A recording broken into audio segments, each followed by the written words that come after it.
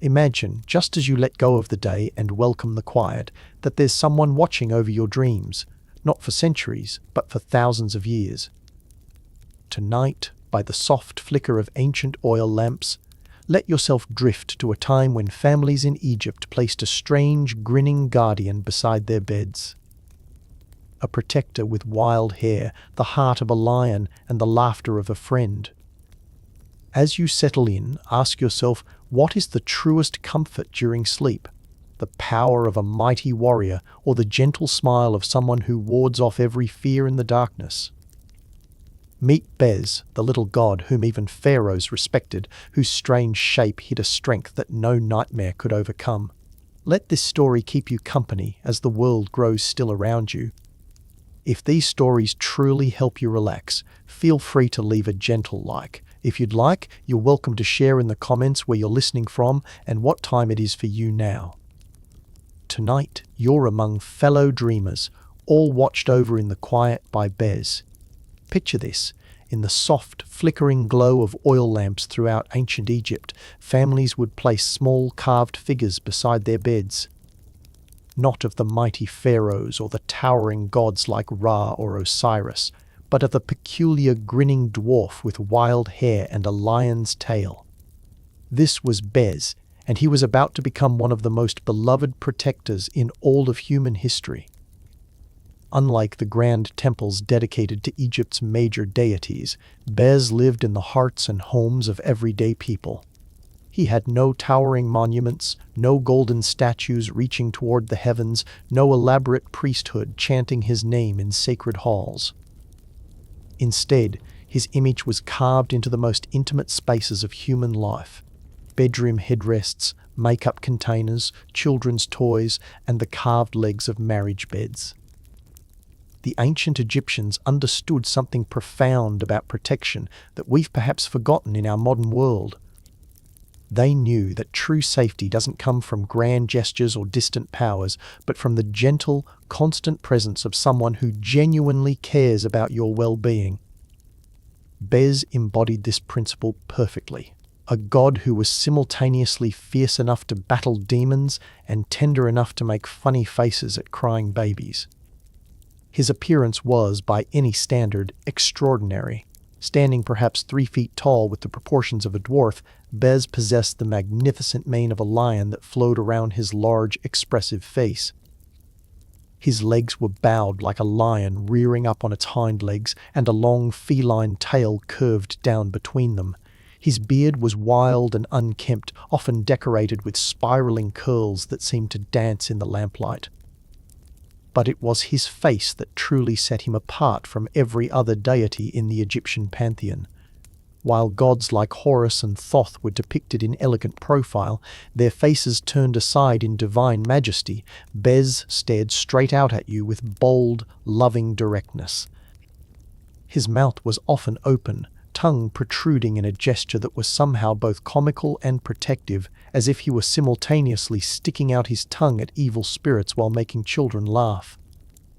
His eyes held a particular kind of ancient wisdom, the knowledge of someone who has seen countless nights fall and countless mornings rise, who has watched over sleeping families through plagues and famines, wars and celebrations. They were eyes that had witnessed the first breath of newborns and the last dreams of the dying, and found both equally sacred. The earliest mentions of Bez stretch back to Egypt's Middle Kingdom over 4,000 years ago, though some scholars believe his worship may be even more ancient. Unlike many Egyptian deities who evolved from local gods, Bez appears to have emerged fully formed into Egyptian consciousness, as if he had always been there, waiting patiently in the shadows for humanity to recognize their need for his particular kind of protection. Some legends suggest he originated in the mysterious lands to the south, Nubia, the divine land, the realm the Egyptians called Punt. Ancient inscriptions describe him as coming from the divine land, and there's something poetic about imagining this protective spirit travelling north along the Nile, drawn by the cries of mothers in labour and the restless dreams of frightened children. The connection to Nubia runs deeper than mere geography. In the southern lands, where the Nile carved its way through cataracts and desert winds carried the scents of frankincense and myrrh, there lived peoples who worshipped through dance and music rather than grand temples and written prayers. These Nubian communities, particularly the women, performed sacred dances that involved acrobatic leaps and spins, their bodies adorned with cowrie shells and intricate tattoos. The Egyptians called this the grotesque dance, and it became forever associated with the worship of protective deities like Bes. Honestly, which do you find more comforting during difficult times? Grand, formal ceremonies or intimate, personal rituals? For me, it has to be the personal ones. There's something about a small, familiar gesture that feels more powerful than the most elaborate ritual. This might explain why Bes became so universally beloved. The god's role in Egyptian religion was beautifully paradoxical.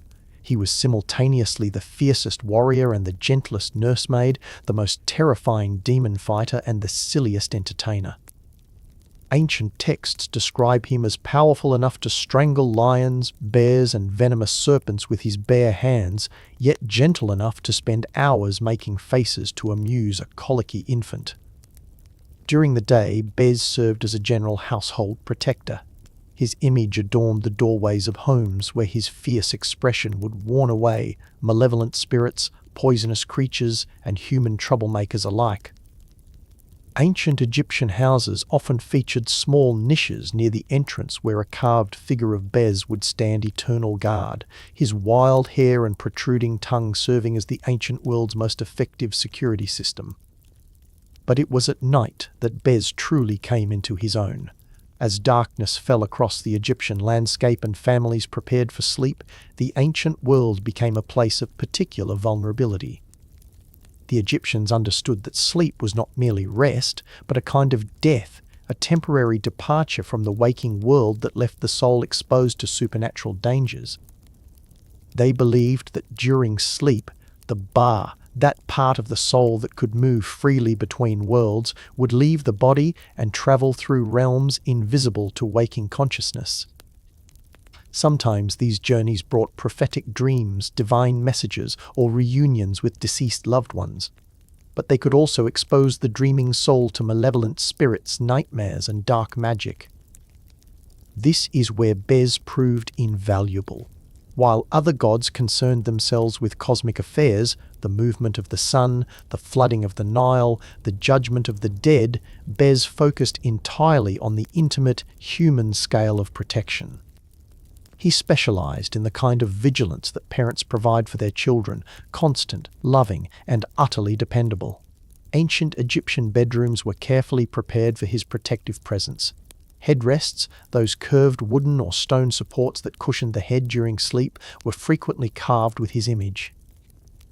These weren't merely decorative, they were magical implements designed to create a protective field around the sleeping person's most vulnerable point, their head, where dreams entered and exited. The headrests themselves tell a fascinating story about ancient sleep practices. Unlike our soft pillows, these were firm, elevated supports that kept the head and neck aligned while lying on one side. They were often beautifully crafted, with supports carved in the shape of protective animals or decorated with scenes of Bes dancing, making music, or brandishing weapons against unseen threats. Archaeological excavations have revealed headrests adorned with intricate scenes of Bes in action.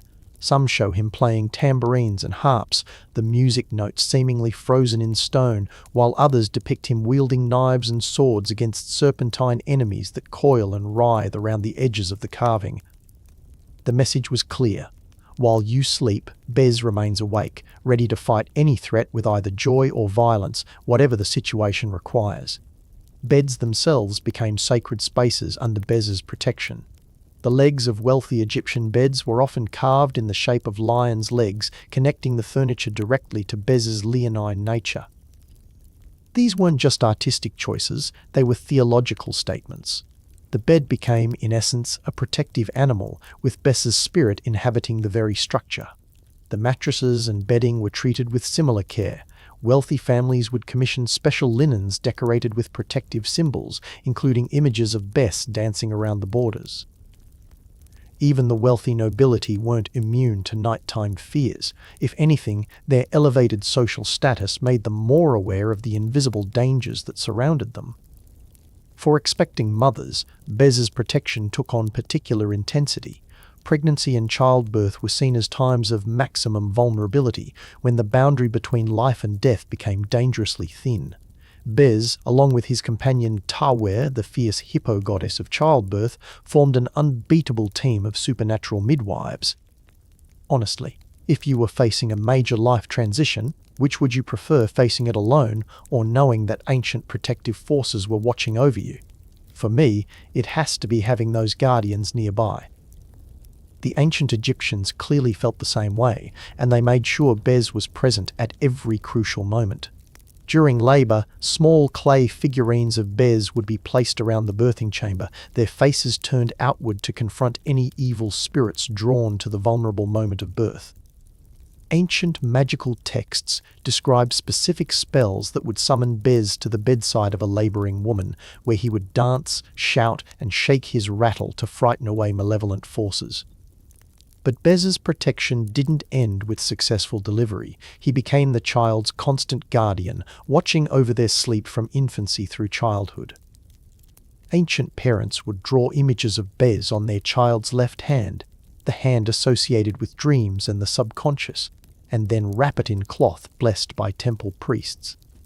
This ensured that Bes would guard the child's dreams, transforming potentially frightening nocturnal visions into peaceful, restorative sleep. The practice reveals something beautiful about ancient Egyptian parenting. Rather than simply telling children not to be afraid of the dark, they provided them with a specific, tangible protector who understood their fears and was more than capable of handling them. Bes became every child's imaginary friend made real, a divine companion who was simultaneously silly and fierce, someone who could make them laugh during the day and keep the monsters away at night. The god's connection to children's laughter was particularly celebrated. Ancient texts mention that when babies smiled or laughed for no apparent reason, it was because Bes was nearby, making amusing faces or performing ridiculous dances. This belief transformed those mysterious moments of infant joy into evidence of divine protection, reassuring parents that their children were never truly alone. As children grew older, Bes's protection evolved with them. For young boys learning to be warriors, he represented courage and the willingness to fight against overwhelming odds. For young girls preparing for marriage and motherhood, he symbolized the protective love that would shelter their own future families. And for everyone, he remained a reminder that true strength often came disguised in unexpected forms. The god's musical abilities played a crucial role in his protective work. Ancient Egyptian magical practices understood that sound could be a powerful weapon against supernatural threats. Evil spirits were believed to be particularly vulnerable to loud, joyful noises: laughter, singing, the clashing of cymbals, and the rhythmic beating of drums. Bes was frequently depicted carrying musical instruments, particularly tambourines, rattles, and small harps. These weren't just accessories, they were magical weapons as potent as any sword. When threats approached, Bes would create such a cacophony of joyful noise that malevolent spirits would flee rather than endure his musical assault. The connection between music and protection runs deep in human psychology. We've all experienced the way a familiar song can transform our mood, or how singing together creates a sense of safety and community. The ancient Egyptians understood this instinctively, and they made sure their protective deity was also their master of celebrations. Which brings us to one of the most remarkable aspects of Bes's character, his ability to find joy in the act of protection itself. Unlike grim, duty-bound guardians, Bes seemed to genuinely enjoy his work. He protected people not out of obligation, but out of love, and that love expressed itself through constant, irrepressible celebration. Ancient Egyptian festivals often featured people wearing Bes masks and costumes, dancing through the streets in wild, acrobatic performances that mimicked the god's legendary moves. These weren't solemn religious processions, but joyous community celebrations where the line between worship and party became beautifully blurred. The masks themselves were works of art, carefully crafted to capture Bess's distinctive features: the wild mane, the protruding tongue, the fierce yet loving eyes. People wearing these masks would perform the ancient grotesque dance, leaping and spinning with athletic grace that drew crowds of laughing, cheering spectators. But even these public celebrations were ultimately about protection. By embodying Bes through dance and music, the performers were spreading his protective influence throughout the community. Every laugh they generated, every moment of joy they created, strengthened the invisible barriers that kept darkness at bay. As night fell after these festivals, families would return to their homes carrying something of Bes's energy with them. Children would fall asleep with the memory of his dancing still bright in their minds, while parents would rest easy knowing that the god's protection had been renewed and strengthened through community celebration. The transition from celebration to sleep was seamless in ancient Egyptian culture. The same energy that powered Bes's wild dancing during the day transformed into gentle vigilance during the night. It was as if the god simply modulated his protective force to match the needs of each moment, exuberant and public when crowds needed encouragement, quiet and watchful when individuals needed rest.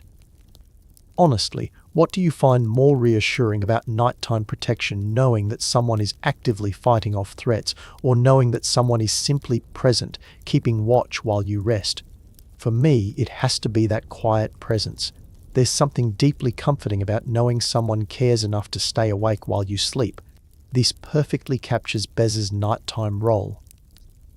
As families prepared for bed in ancient Egypt, the ritual of invoking Bes's protection became as natural as checking that doors were locked. Small offerings might be placed near his image: a bit of food, a cup of beer, or a handful of lotus flowers. These weren't elaborate sacrifices, but simple tokens of appreciation for a job well done and a request for continued vigilance through the coming night. The offerings themselves were often consumed by the family the next morning, a practice that beautifully symbolized the circular nature of divine protection. Bes didn't hoard the gifts for himself. Instead, his blessing transformed them into nourishment for those under his care. It was a perfect metaphor for the way good protection works. It doesn't diminish those it guards, but strengthens them. Ancient Egyptian dream interpretation texts, some of the world's first psychological literature, frequently mentioned Bes's role in shaping nocturnal visions. A dream featuring the god was considered particularly auspicious, especially if he appeared to be dancing, playing music, or engaged in his protective activities. But Bes's influence on dreams went beyond mere appearances. The Egyptians believed that his presence could transform the very nature of sleep itself. Under his protection, nightmares became impossible, restless tossing became peaceful slumber, and prophetic dreams became clearer and more meaningful. The god's protective mechanisms were surprisingly sophisticated. Ancient texts describe him as capable of creating protective barriers around sleeping spaces, invisible walls that no malevolent spirit could cross. These barriers weren't static defenses, but living extensions of Bes's own consciousness, capable of adapting to meet any threat. When evil spirits approached, the barriers would first attempt to turn them away through the power of joy and music. Malevolent entities, being fundamentally opposed to happiness and life, would often flee rather than endure Bes's relentless cheerfulness. It was a form of spiritual warfare that defeated enemies through love rather than violence, though Bes was certainly capable of more direct action when necessary. For those threats that couldn't be turned away by joy alone, Bes possessed an impressive arsenal of more traditional weapons. Ancient depictions show him wielding knives, swords, and clubs with expert skill, his small stature no hindrance to his effectiveness in combat. His leonine strength allowed him to overpower enemies many times his size, while his divine nature made him immune to most forms of supernatural attack. But even in battle, Bes maintained his essential character. ancient texts describe him laughing as he fought, turning combat into a form of deadly dance. His enemies, accustomed to inspiring fear and despair, found themselves completely confused by an opponent who seemed to be enjoying himself. This psychological warfare was often as effective as his physical weapons. The god's relationship with time added another layer to his protective abilities. Unlike humans, who must sleep and rest, Bez was capable of maintaining constant vigilance. He existed in a state of perpetual wakefulness, always ready to respond to threats no matter when they appeared. This temporal aspect of his protection was particularly comforting to ancient families. They knew that Bez's vigilance didn't end at dawn or begin at dusk, but continued through every moment of every day.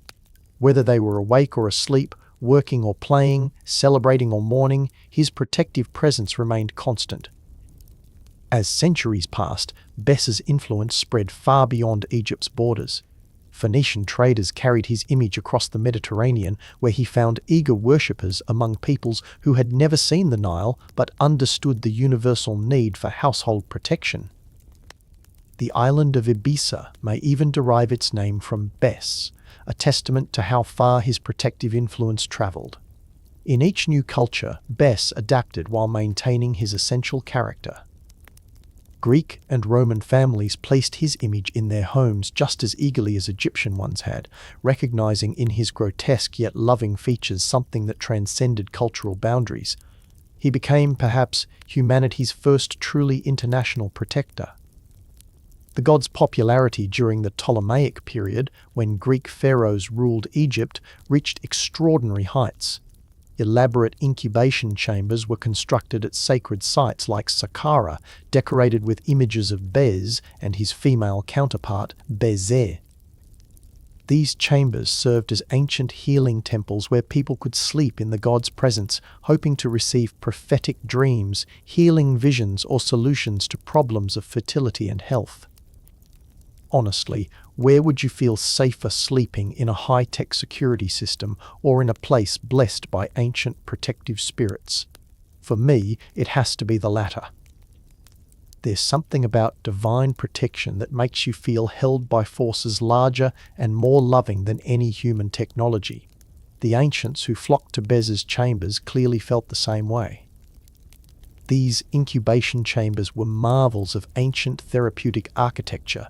The walls were covered with intricate paintings showing Bez in various protective poses, surrounded by other guardian spirits and magical symbols. Soft beds were arranged so that sleepers could rest while maintaining visual contact with the god's image, ensuring that his face would be the last thing they saw before sleep and the first thing they saw upon waking. The chambers also featured acoustic properties that enhanced the experience of divine dreaming. Soft music, played by temple attendants, would drift through hidden passages in the walls, creating an atmosphere where the boundary between dream and reality became beautifully blurred. Visitors described feeling as if Bez himself were present in the room, his protective laughter echoing softly in the darkness. But Bez's influence wasn't limited to formal religious settings. His image appeared on the most intimate objects of daily life: makeup containers that protected beauty, mirrors that reflected not just physical appearance but spiritual protection, and gaming pieces that carried his blessing into moments of leisure and play. Ancient Egyptian women particularly treasured cosmetic containers shaped like Bez or decorated with his image. These weren't merely functional objects but daily reminders of divine protection. Each time a woman applied kohl around her eyes or rouge to her cheeks, she was invoking Bez's blessing on her appearance and, by extension, on all her interactions throughout the day. The god's association with feminine beauty and protection was complex and multifaceted. He wasn't interested in conventional attractiveness, but in the deeper beauty that came from feeling safe and loved. Women under his protection carried themselves differently, with confidence born from knowing that they were watched over by a being who valued their well-being above all else. For men, Bez offered a different but equally valuable form of protection. Ancient Egyptian soldiers would drink from cups decorated with his image before battle, drawing courage from his example of fearless protection. His presence on their shields reminded them that true strength came not from aggression, but from the willingness to defend those who couldn't defend themselves. The god's influence on Egyptian marriage customs was particularly touching. Newly married couples would place images of Bez in their bedroom, asking for his blessing on their union and protection for the children they hoped to have. The god's own marriage to Beset, his female counterpart, provided a divine model for human relationships based on mutual protection and shared joy. Wedding beds were often carved with scenes showing Bez and Beset dancing together, their celebration of love serving as both blessing and instruction for human couples. The message was clear. The best relationships were those where both partners protected each other with the same fierce devotion that Bez showed to all under his care. As the ancient world gave way to new religions and beliefs, Bez's influence didn't disappear but transformed. Early Christian iconography borrowed heavily from his visual motifs, particularly his direct gaze and protective stance. The concept of guardian angels, beings specifically assigned to watch over individuals, bears unmistakable resemblance to Bez's protective role. Even today, across North Africa and the Middle East, protective amulets and household decorations echo Bez's ancient influence. The idea of a fierce yet loving household protector, someone who combines spiritual power with intimate care, continues to resonate with people seeking safety in an uncertain world. The god's legacy in modern sleep practices is particularly fascinating. The idea that our sleeping spaces should be specially prepared for protection, that certain objects can ward off nightmares, and that bedtime rituals can invoke supernatural guardianship. All of these concepts trace directly back to ancient Egyptian practices centered around Bez. Contemporary sleep research has actually validated many of the principles underlying Bez's protective methods. The importance of feeling safe and secure before sleep, the value of bedtime rituals in promoting restful sleep, and the power of positive imagery in preventing nightmares. All of these have been confirmed by modern science, even though they were first understood through ancient spiritual wisdom. Which aspects of your sleep environment make you feel most protected? For me, it has to be familiar objects that carry positive associations. Having something meaningful nearby, whether it's a family photo, a childhood toy, or even just a particularly comfortable pillow, creates the same sense of protected space that ancient Egyptians achieved with images of Bez. The god's understanding of childhood fears was particularly sophisticated. He never dismissed children's nighttime anxieties as foolish or imaginary, but treated them as real threats requiring real protection. This validation of children's emotional experiences, combined with practical protective measures, created an approach to childhood that was both compassionate and effective. Modern child psychology has rediscovered many of the principles that Bez embodied. The importance of making children feel heard and protected, the value of transitional objects that provide comfort in scary situations, and the power of humor in diffusing anxiety. All of these therapeutic approaches were anticipated in ancient Egyptian practices surrounding their dwarf protector. The god's own transformation from fierce warrior to gentle nursemaid demonstrated remarkable emotional intelligence. He understood that different situations required different responses, and that true protection sometimes meant knowing when to fight and when to simply provide comfort. This flexibility made him infinitely more effective than rigid protectors who could only respond to threats in one way. Ancient medical papyri describe Bez as possessing healing powers that worked through joy and laughter. Sick children would be shown images of the god making funny faces, their laughter serving as medicine for both body and spirit. This recognition of the connection between emotional and physical health was remarkably advanced for its time. The god's role in treating what we now call anxiety disorders was particularly noteworthy. Ancient Egyptians recognized that some people suffered from persistent fears that interfered with their daily lives, and they developed specific rituals centered around Bez to help such individuals. These treatments combined practical protective measures with emotional support and community involvement, creating a holistic approach to mental health. people suffering from chronic nightmares could undergo elaborate purification ceremonies in Bez's temples, followed by periods of protected sleep under the god's direct supervision. These ancient therapeutic protocols show remarkable similarity to modern treatments for PTSD and other trauma-related sleep disorders. The god's influence on ancient Egyptian understanding of family dynamics was equally profound. He demonstrated that protection was not about control or dominance, but about creating spaces where loved ones could flourish safely.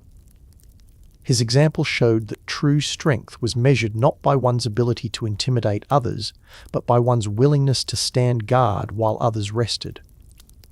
Ancient Egyptian families that honored Bez developed distinctive characteristics that impressed foreign visitors. Children seemed more confident and playful, parents appeared more relaxed and affectionate, and households generally maintained an atmosphere of joy even during difficult times. The god's influence created a positive cycle where feeling protected led to greater happiness, which in turn attracted more divine protection. This understanding of protection as something that enhanced rather than restricted life was revolutionary for its time. Many cultures viewed safety and freedom as opposing forces, but Bez demonstrated that true protection actually increased one's ability to live fully and joyously. Under his care, people didn't cower in fear but danced with confidence. As we imagine ancient Egyptian families preparing for sleep under Bez's watchful eye, we can see the profound wisdom embedded in their practices. They understood that rest was not a luxury but a necessity, that dreams were not random neural firing but meaningful communications from other realms, and that protection was not paranoia but practical spiritual hygiene. The god's presence transformed bedtime from a necessary evil into a sacred ritual. Children would settle into sleep knowing that their dreams were guarded by a being who had faced down lions and demons, yet still had time to make silly faces just for their amusement. Parents would rest easy knowing that their most vulnerable hours were also their most protected. Even today, as you settle into sleep, you can invoke something of Bez's ancient protection. Not through complex rituals or elaborate preparations, but through the simple recognition that you are worthy of protection, that your rest is sacred, and that somewhere in the vast mystery of existence, forces of love and guardianship are paying attention to your well-being. Honestly, what helps you feel most protected as you drift off to sleep? For me, it has to be the knowledge that I'm connected to something larger and more loving than my everyday concerns. Whether you call that Bez, guardian angels, the universe, or simply the love of family and friends, that sense of being held and watched over makes all the difference. The ancient Egyptians' devotion to Bez teaches us that protection is not about walls and weapons, but about love made manifest in constant, caring attention. The god's greatest power wasn't his ability to defeat enemies, but his capacity to create such strong fields of love and joy that enemies couldn't bear to approach. As you prepare for your own journey into the realm of dreams tonight, remember that you carry within yourself the same capacity for protection that the ancients saw in Bez. Your love for others, your determination to create safety and joy in your corner of the world, your willingness to stand guard over what matters most. These are divine qualities that connect you to something eternal and protective. The dwarf god with the lion's heart understood something that we sometimes forget in our complex modern world, that the most powerful protection comes not from might, but from love, not from distance, but from presence, not from fear, but from joy. In honoring these principles, we honor both his ancient wisdom and our own capacity for creating safety in an uncertain world. In the soft darkness that now surrounds you, imagine that you can see him there, small in stature but immense in heart, fierce enough to face any threat, yet gentle enough to laugh with children. His wild mane catches the last glimmers of lamplight, and his eyes hold the warmth of 4,000 years of loving vigilance.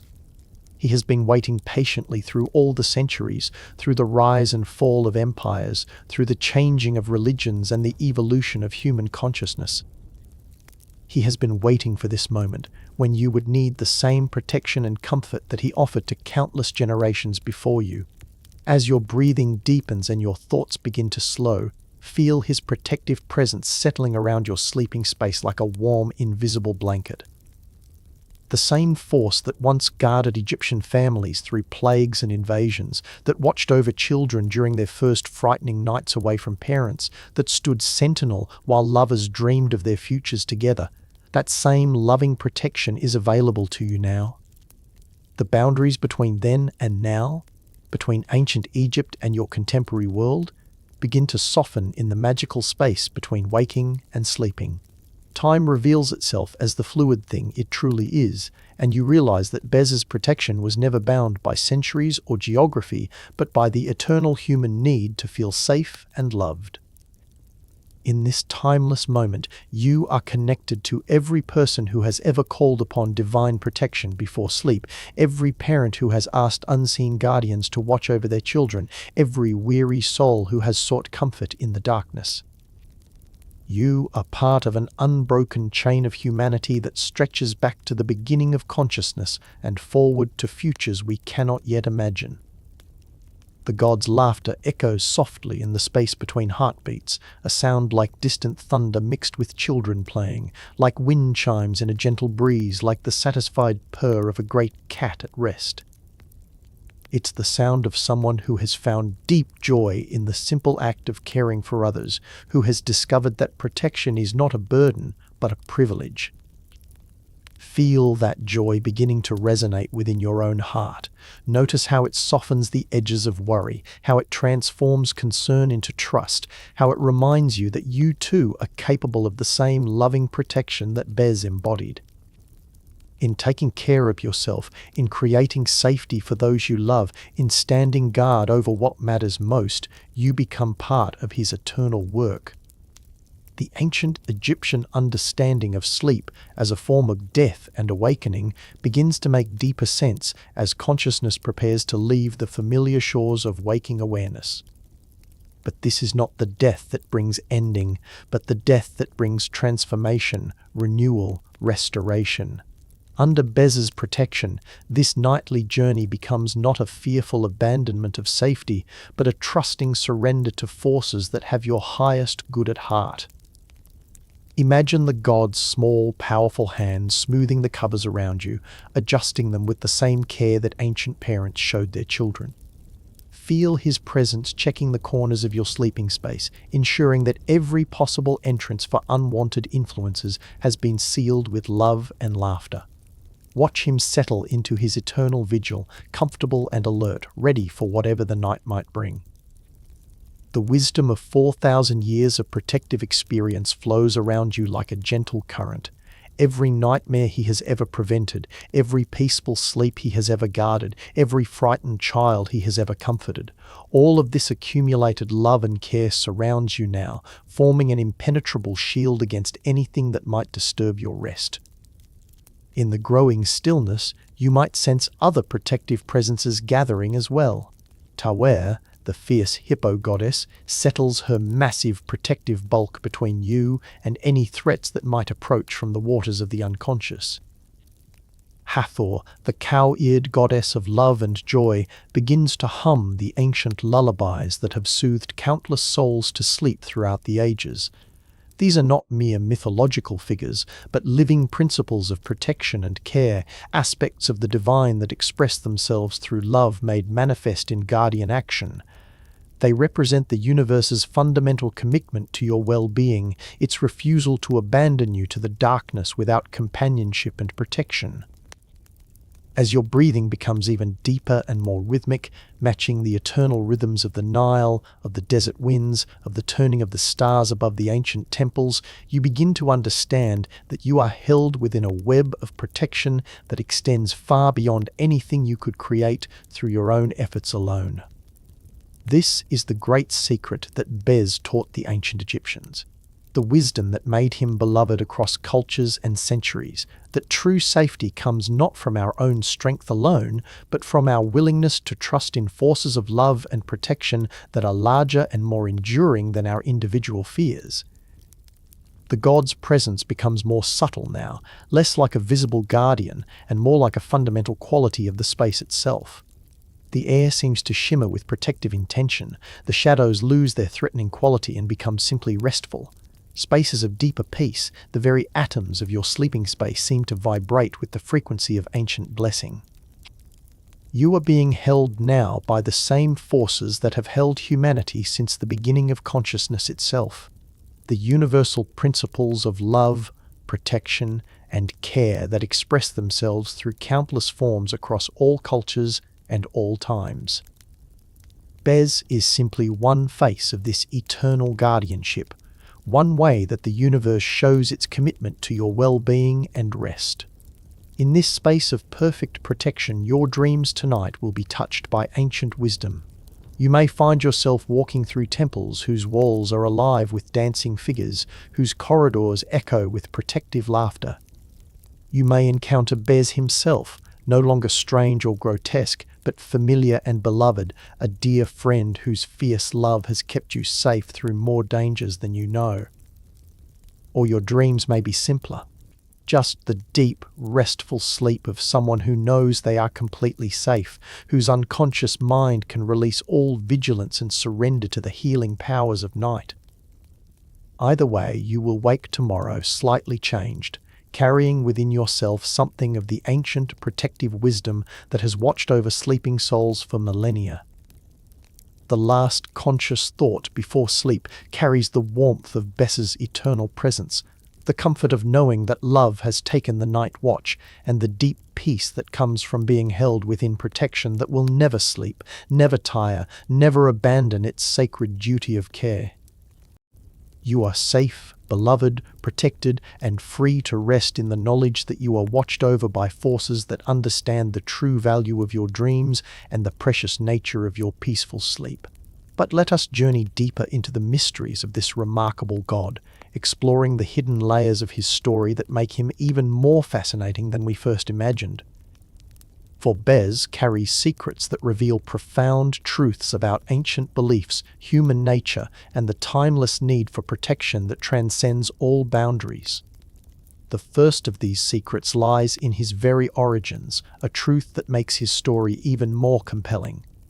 Bez was not originally an Egyptian god at all. He was a foreign deity, an outsider who came from lands far to the south, beyond the cataracts of the Nile, from the mysterious kingdoms that the Egyptians called the Divine Land, the realm of Punt, the shadowy territories of Nubia, and the heart of Africa itself. This revelation transforms our understanding of Bez entirely. Here was a god who didn't emerge from the sophisticated theological traditions of Egypt's great temples, who wasn't born from the complex mythologies that surrounded Ra, Osiris, and Isis. Instead, he came from cultures that the Egyptians themselves considered exotic and foreign, bringing with him religious practices and protective traditions that were completely different from anything Egypt had known before. The evidence for his foreign origins appears throughout ancient texts and artistic depictions. Early Egyptian inscriptions describe him as coming from the divine land, while his distinctive appearance, so utterly different from the tall, elegant Egyptian deities, speaks to traditions rooted in different cultural aesthetics entirely. Where Egyptian gods were depicted as idealized humans with perfect proportions and serene expressions, Bez appeared as something wild, primal, and utterly authentic. His connection to Nubian culture runs particularly deep. The ancient kingdom of Nubia, located in what is now Sudan and southern Egypt, maintained religious traditions that emphasized dance, music, and ecstatic ritual in ways that formal Egyptian religion typically avoided.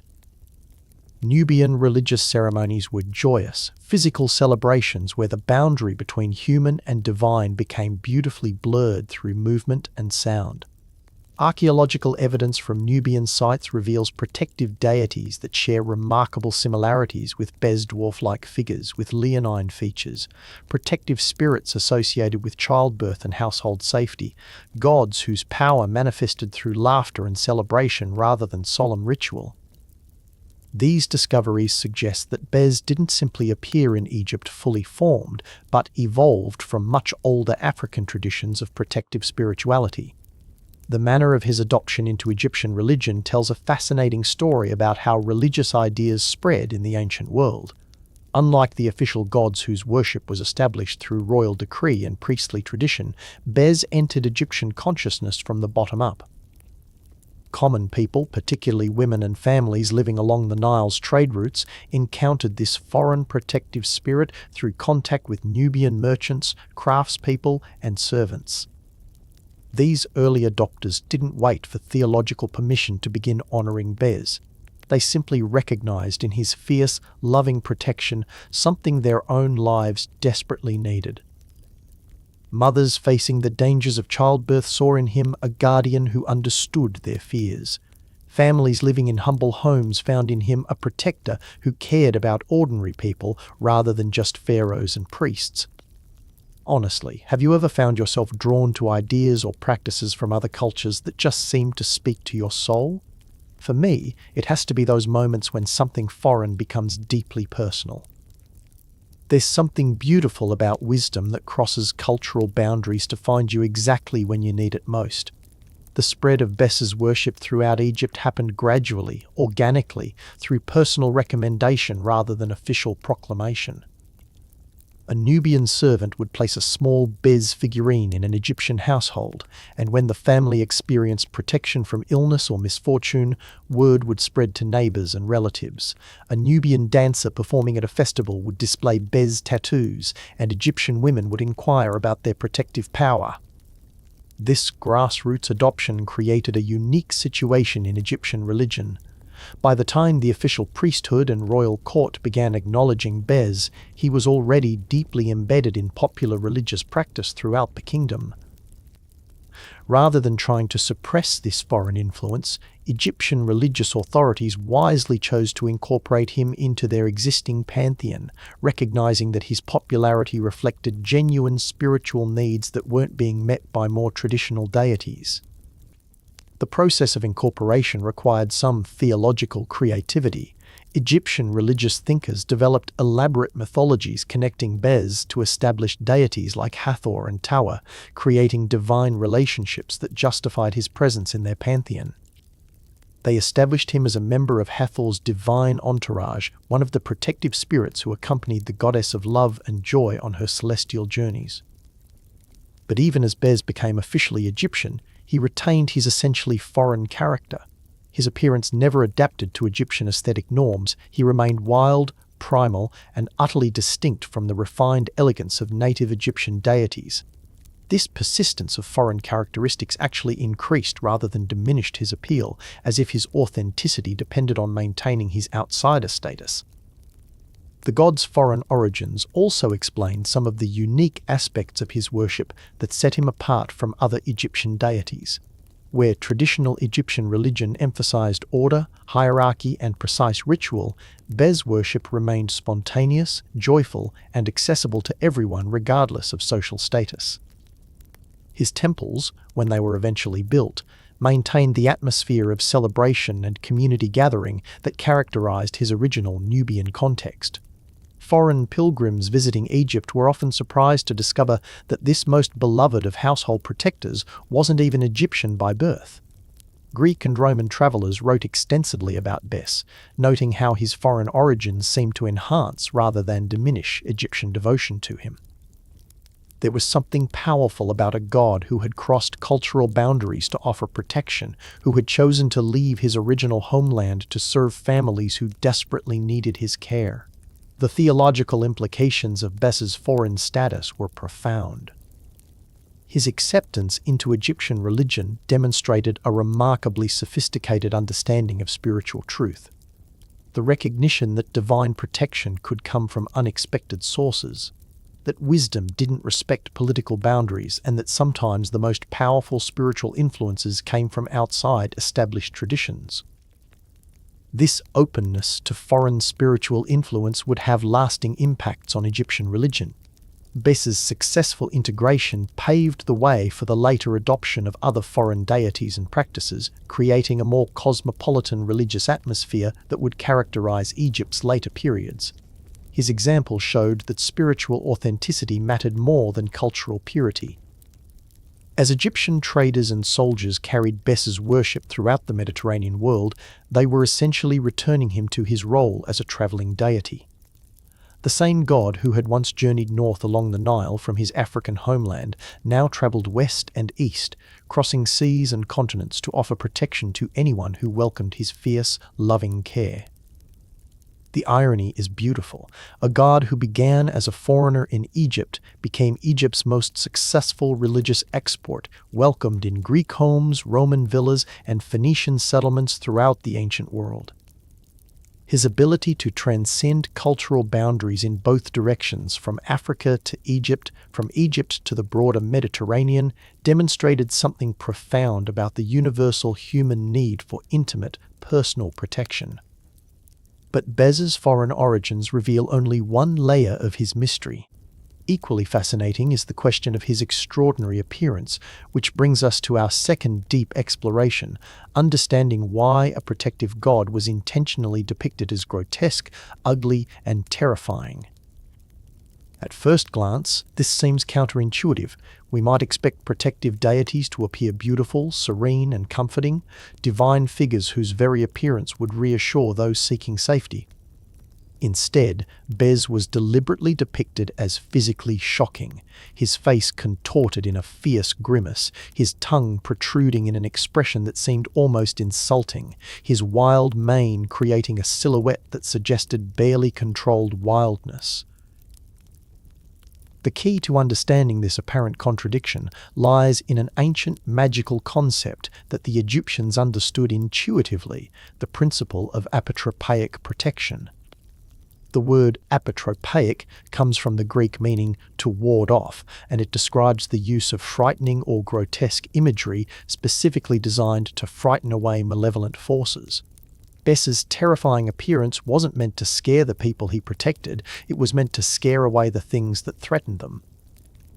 Ancient Egyptian magical thinking recognized that the spiritual world was populated by entities that responded to visual stimuli just as humans did.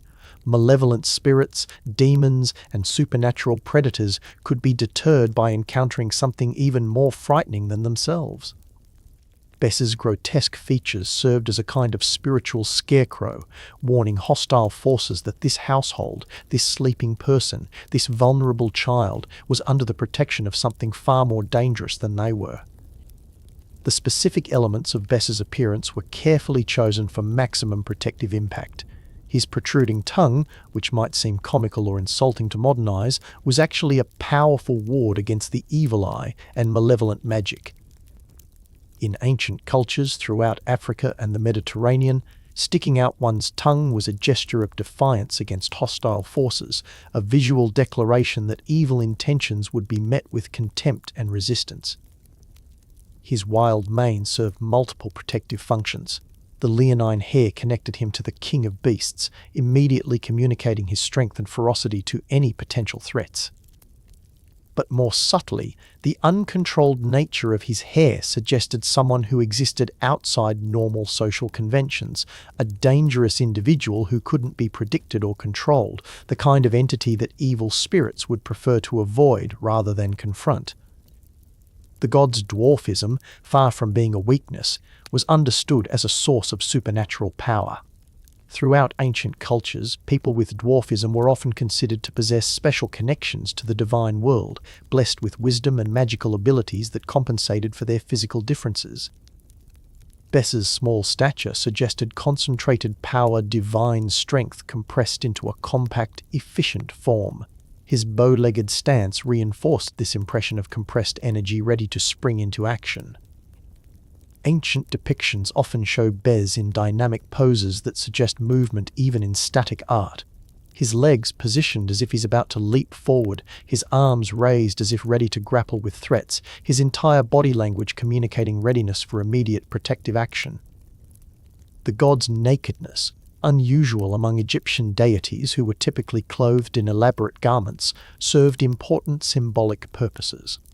It suggested someone who had nothing to hide, no pretense or artifice, complete authenticity in his protective role. It also implied readiness for combat, an entity who was prepared to fight without worrying about clothing or social conventions. Even more importantly, his naked appearance connected him to primal, pre-civilized power. while other Egyptian deities represented the achievements of civilization, writing, agriculture, organized religion, royal authority. Bes embodied the raw, instinctive forces that existed before and beneath civilized society.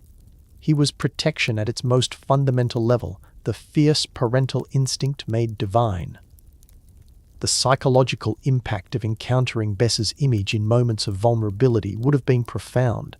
A frightened child waking from a nightmare would see his fierce face and immediately understand that they were not alone, that something even more frightening than their bad dreams was standing guard over them.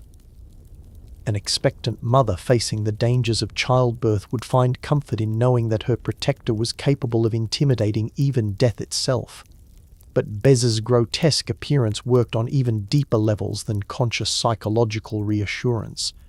Ancient Egyptian magical theory understood that protection required meeting threats with appropriate force. Gentle, beautiful deities might be effective for blessing crops or inspiring love, but confronting the raw malevolence that lurked in darkness required something equally primal and fierce. The concept of fighting fire with fire was central to apotropaic magic. Just as physicians might use small amounts of poison to cure larger poisonings, protective magic often employed controlled amounts of frightening imagery to ward off uncontrolled supernatural dangers. Bes's appearance represented the domestication of terror scariness harnessed and directed toward beneficial ends. Ancient magical papyri describe specific rituals where practitioners would deliberately make themselves appear grotesque and frightening in order to intimidate malevolent spirits. They would paint their faces with terrifying designs, adopt threatening postures, and use harsh, commanding voices when performing protective spells. Bes embodied this principle in divine form, serving as a permanent, professional frightener whose job was to keep scarier things away from vulnerable humans. The god's effectiveness at this role was legendary. Ancient texts describe malevolent spirits fleeing from his presence, demons refusing to approach households under his protection, and nightmares dissolving the moment his image appeared in dreams. His reputation as a spiritual intimidator became so well established that simply invoking his name could drive away supernatural threats. What makes this protective strategy particularly sophisticated is that it recognized the complex psychology of fear itself. Ancient Egyptian magical thinking understood that fear was not simply a negative emotion to be eliminated, but a natural response that could be channeled and redirected toward beneficial purposes. Instead of trying to pretend that frightening things didn't exist, they acknowledged them directly and provided people with something even more frightening on their side. This approach created a kind of spiritual balance of power. Rather than leaving vulnerable individuals to face supernatural threats alone, it provided them with their own supernatural ally who specialized in intimidation and protection. It was like having your own divine bodyguard, someone whose job was to look scary enough that trouble would cross the street to avoid you. Honestly, when you're feeling vulnerable or threatened, what kind of protection appeals to you more? Something gentle and reassuring, or something fierce and intimidating? For me, it has to depend on the situation. Sometimes you need a comforting hug, but other times you need someone willing to step forward and show their teeth. Bes provided that second option. The god's grotesque appearance also served important social functions beyond mere supernatural protection. In a culture that placed enormous emphasis on beauty, order, and social harmony, Bes represented the necessary acknowledgement of life's darker, more chaotic aspects. He was a safety valve for all the fears, anxieties, and primitive emotions that polite society preferred to ignore. By giving these darker aspects of human experience a divine representative, ancient Egyptian culture created a healthy outlet for feelings that might otherwise become destructive. Fear could be acknowledged without shame, primitive protective instincts could be honored rather than suppressed, and the reality of life's dangers could be faced directly rather than denied. This psychological sophistication extended to Bes's role in children's emotional development. Rather than trying to convince children that monsters didn't exist, ancient Egyptian parents provided them with their own monster who was completely on their side. This approach taught children that scary things were real but manageable, that they didn't have to face their fears alone, and that sometimes the scariest-looking allies were the most trustworthy. The lasting power of apotropaic imagery can be seen throughout human culture, from medieval gargoyles that protected cathedrals to modern horror movies that help us process fear in safe environments. Bes pioneered this understanding that controlled scariness could serve protective purposes, that ugliness could be a form of beauty when it was motivated by love and care.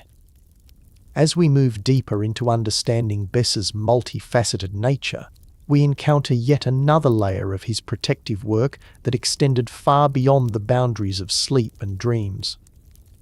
While his nighttime vigilance was certainly important, his role as the comprehensive guardian of household life reveals the full scope of his divine care and the intimate ways he wove himself into the fabric of daily existence. To truly understand Bes's significance in ancient Egyptian life, we must recognize that households in his era faced dangers that would be almost unimaginable to modern families. Infant mortality rates were staggering. Perhaps as many as half of all children died before reaching adulthood. Childbirth was the leading cause of death among women, claiming mothers and babies with ruthless regularity. Disease could sweep through communities with devastating speed, and medical understanding was limited to herbs, prayers, and hope. Into this environment of constant vulnerability came Bes, offering something that no other deity provided: comprehensive, intimate protection focused specifically on the family unit and the domestic sphere. While great gods like Ra concerned themselves with cosmic order and Pa focused on creation and craftsmanship, Bes dedicated his entire divine attention to the safety and well-being of ordinary households. His protection began before birth, during the precarious months of pregnancy, when ancient women faced not only physical dangers, but supernatural ones as well. Egyptian medical and magical texts describe pregnancy as a time when the boundary between life and death became dangerously thin, when malevolent spirits were particularly attracted to the developing life within the womb. Bes served as the primary defender during this vulnerable period. Pregnant women would wear amulets bearing his image, carry small figurines of him in special pouches, and paint his protective symbols on their bodies using special inks blessed by temple priests. These weren't merely superstitious practices, but comprehensive protective strategies based on sophisticated understanding of the psychological and spiritual needs of expectant mothers. The god's presence during pregnancy served multiple functions simultaneously. On a practical level, believing in his protection helped reduce the stress and anxiety that could complicate pregnancy and childbirth. Ancient Egyptian medical wisdom, remarkably advanced for its time, recognized that a mother's emotional state directly affected her physical health and the development of her child. On a spiritual level, Bes's guardianship created a protected space around the pregnant woman that extended beyond her physical body to encompass her entire domestic environment. His influence would purify the home, drive away malevolent influences, and create conditions conducive to successful pregnancy and safe delivery. But it was during the actual process of childbirth that Bes's protective power reached its most intense expression. Ancient Egyptian birthing chambers were prepared with elaborate care, decorated with images of Bes in his most fierce and protective poses. Multiple figurines of the god would be placed around the room, their faces turned outward to confront any supernatural threats that might be drawn to the vulnerable moment of birth.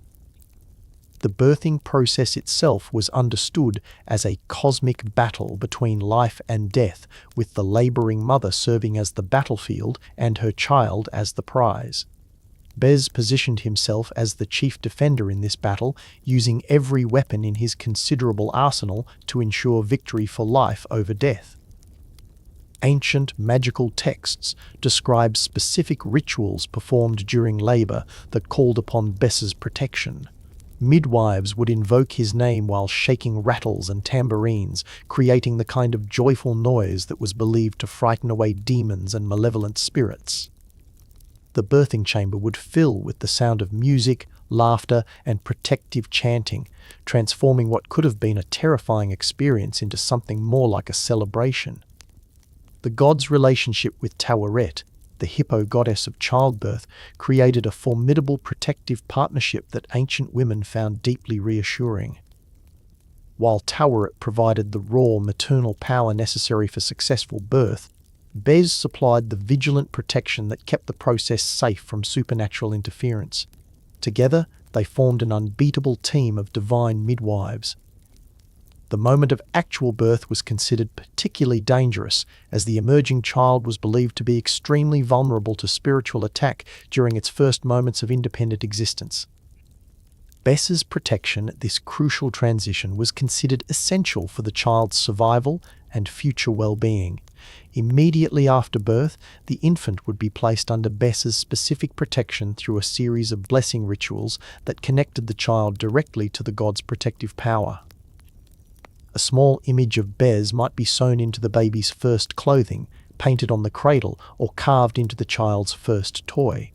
These weren't decorative choices, but deliberate magical practices designed to ensure ongoing divine protection. The god's guardianship of infants extended through all the dangerous early months when children were most vulnerable to disease, accident, and supernatural malevolence. Ancient Egyptian parents understood that constant vigilance was required to shepherd a child through the hazards of early life, and Bes provided the supernatural vigilance that complemented their human care. His protection manifested in countless small ways throughout the child's daily routine. Feeding time, bathing, sleep, and play were all considered opportunities for potential supernatural interference, and Bez's presence transformed these routine activities into protected rituals. Even something as simple as a baby's first smile was attributed to Bez making funny faces, turning moments of inexplicable infant joy into evidence of divine care and protection. As children grew older, Bez's protective role evolved to meet their changing needs. For toddlers learning to walk, he guarded against falls and accidents. For children beginning to explore their world, he provided protection from dangerous animals, poisonous plants, and malevolent strangers. For adolescents facing the challenges of growing up, he offered guidance and protection through the difficult transitions of youth. The god's special relationship with children created a unique dynamic in ancient Egyptian households. Unlike adult relationships with deities, which were often formal and mediated through priests and temples, children's connection to Bez was immediate and personal. They could speak to him directly, ask for his help with specific problems, and expect immediate, tangible responses. This direct relationship helped children develop healthy attitudes toward divine protection that would serve them throughout their lives. Rather than learning to fear the gods or approach them only through elaborate rituals, children who grew up under Bes's protection learned that divine help was available, reliable, and given with love rather than demanded through complex ceremonies. Bes's household protection extended beyond children to encompass the health and safety of all family members. He served as guardian against disease, accident, theft, fire, flood, and the countless other disasters that could devastate ancient families. His protective influence covered every aspect of domestic life, from the storage of food to the security of valuables to the harmony of family relationships. The god's presence in household furnishings and decorative objects reveals the comprehensive nature of his protective role. Beds, chairs, tables, storage chests, cosmetic containers, mirrors, and even cooking utensils might bear his image, ensuring that his protection extended to every aspect of daily life. Families literally surrounded themselves with his protective presence. Kitchen protection was particularly important, as food preparation and storage presented numerous opportunities for contamination, spoilage, and accidental poisoning. Bes's image on cooking vessels and storage containers served as both protection against supernatural contamination and practical reminder of the care required in food handling. His presence in bedrooms extended far beyond sleep, protection to encompass the intimate aspects of married life. Ancient Egyptian couples placed images of Bes and his female counterpart beset in their sleeping chambers to bless their union, protect their lovemaking, and ensure fertility. The god's blessing on marital intimacy was considered essential for both physical pleasure and successful conception. Household finances and valuables also fell under Bes's protective jurisdiction. Families would place his image near their storage areas for grain, oil, and other precious commodities, asking for his protection against theft, spoilage, and economic disaster. His guardianship helped ensure that families' material resources remained secure and sufficient for their needs. But perhaps most importantly, Bes served as protector of family harmony and emotional well-being. His joyful, celebratory nature helped families maintain positive relationships even during difficult times. His presence reminded family members to find joy in each other's company, to celebrate small victories, and to face challenges with courage and good humor. Ancient texts describe households under Bes's protection as places of unusual happiness and stability. Visitors would comment on the laughter, music, and general atmosphere of well-being that characterized homes where the dwarf god was properly honored. His influence seemed to create conditions where family members naturally treated each other with greater kindness, patience, and love. The god's comprehensive household protection created a kind of domestic sanctuary that served as refuge from the dangers and stresses of the outside world. Within the boundaries of his protection, families could relax their vigilance, express their authentic selves, and enjoy the simple pleasures of life together. This transformation of the home into a sacred space had profound implications for ancient Egyptian family life. Rather than simply being a place to eat and sleep, the household became a temple where divine protection was constantly available and family relationships were blessed and sanctified through Bes's loving care. The ripple effects of this domestic protection extended throughout ancient Egyptian society. Families that felt secure and protected in their homes were better able to contribute positively to their communities. Children who grew up feeling safe and loved became adults capable of creating their own protective, nurturing households. The god's influence on individual families ultimately strengthened the entire social fabric. Honestly, what aspects of household life do you think most need divine protection in our modern world? For me, it has to be those quiet, vulnerable moments when families are just being themselves together, sharing meals, telling stories, helping each other through difficulties. There's something sacred about those times that deserves the same kind of watchful care that Bes provided. As we continue exploring the depths of Bes's divine nature, we encounter what may be his most distinctive and delightful characteristic, his role as the divine entertainer, the god of laughter, joy, and celebration. This aspect of his personality transforms our understanding of protection from something grim and defensive into something actively joyful and life-affirming. The ancient Egyptians understood something profound about the relationship between joy and safety that we may have forgotten in our modern world.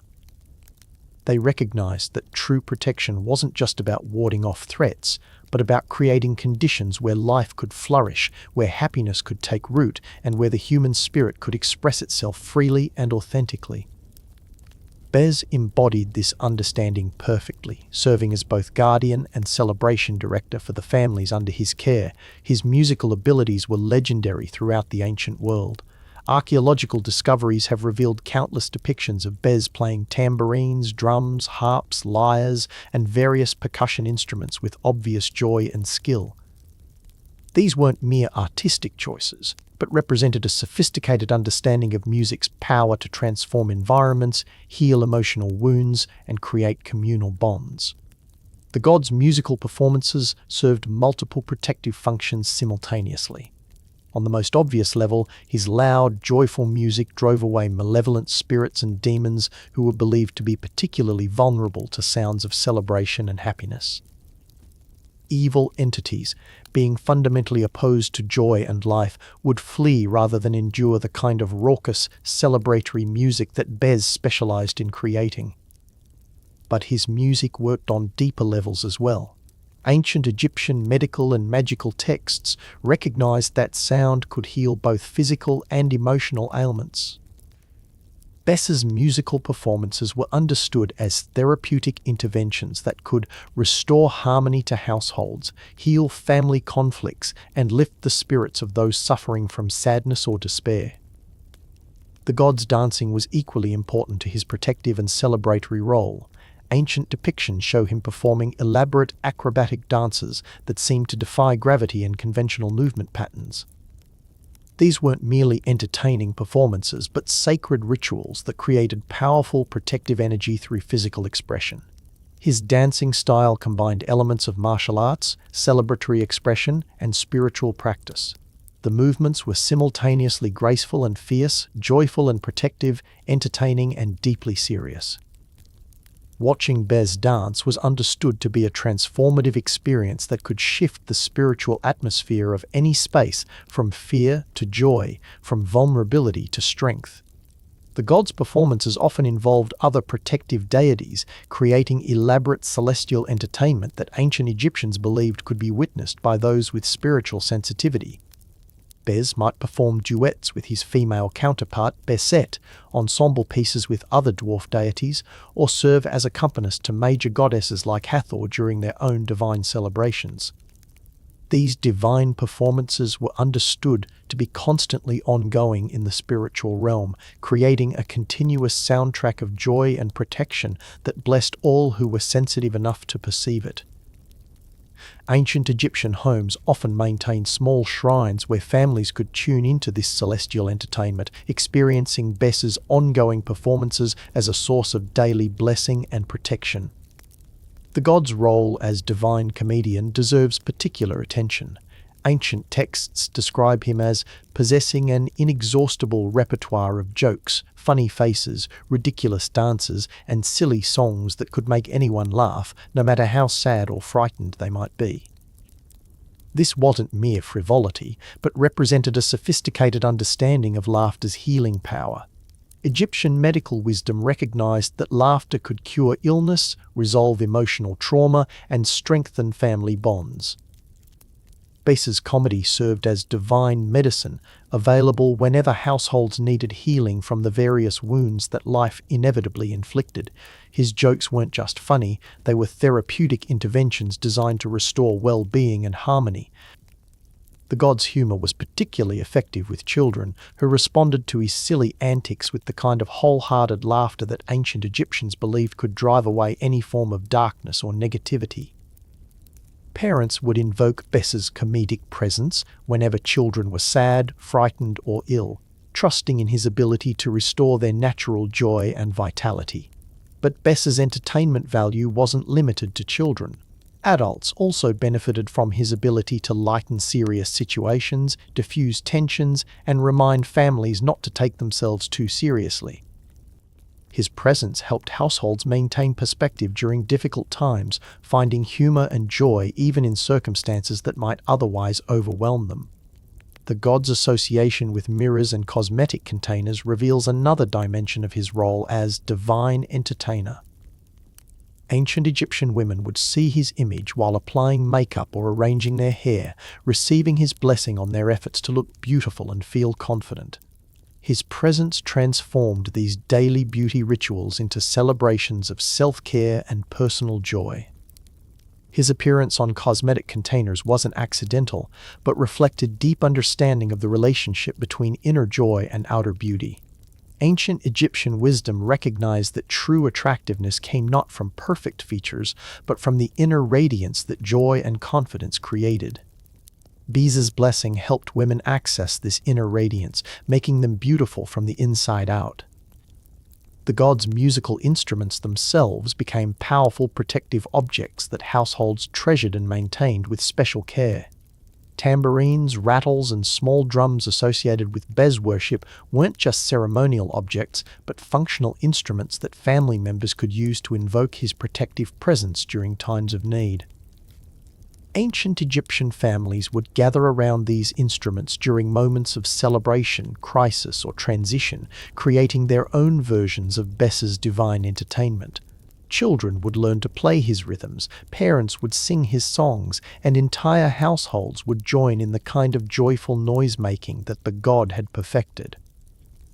These family music sessions served important social and spiritual functions. They created opportunities for family bonding, provided healthy outlets for emotional expression, and established regular practices that kept Bez's protective influence active and renewed within the household.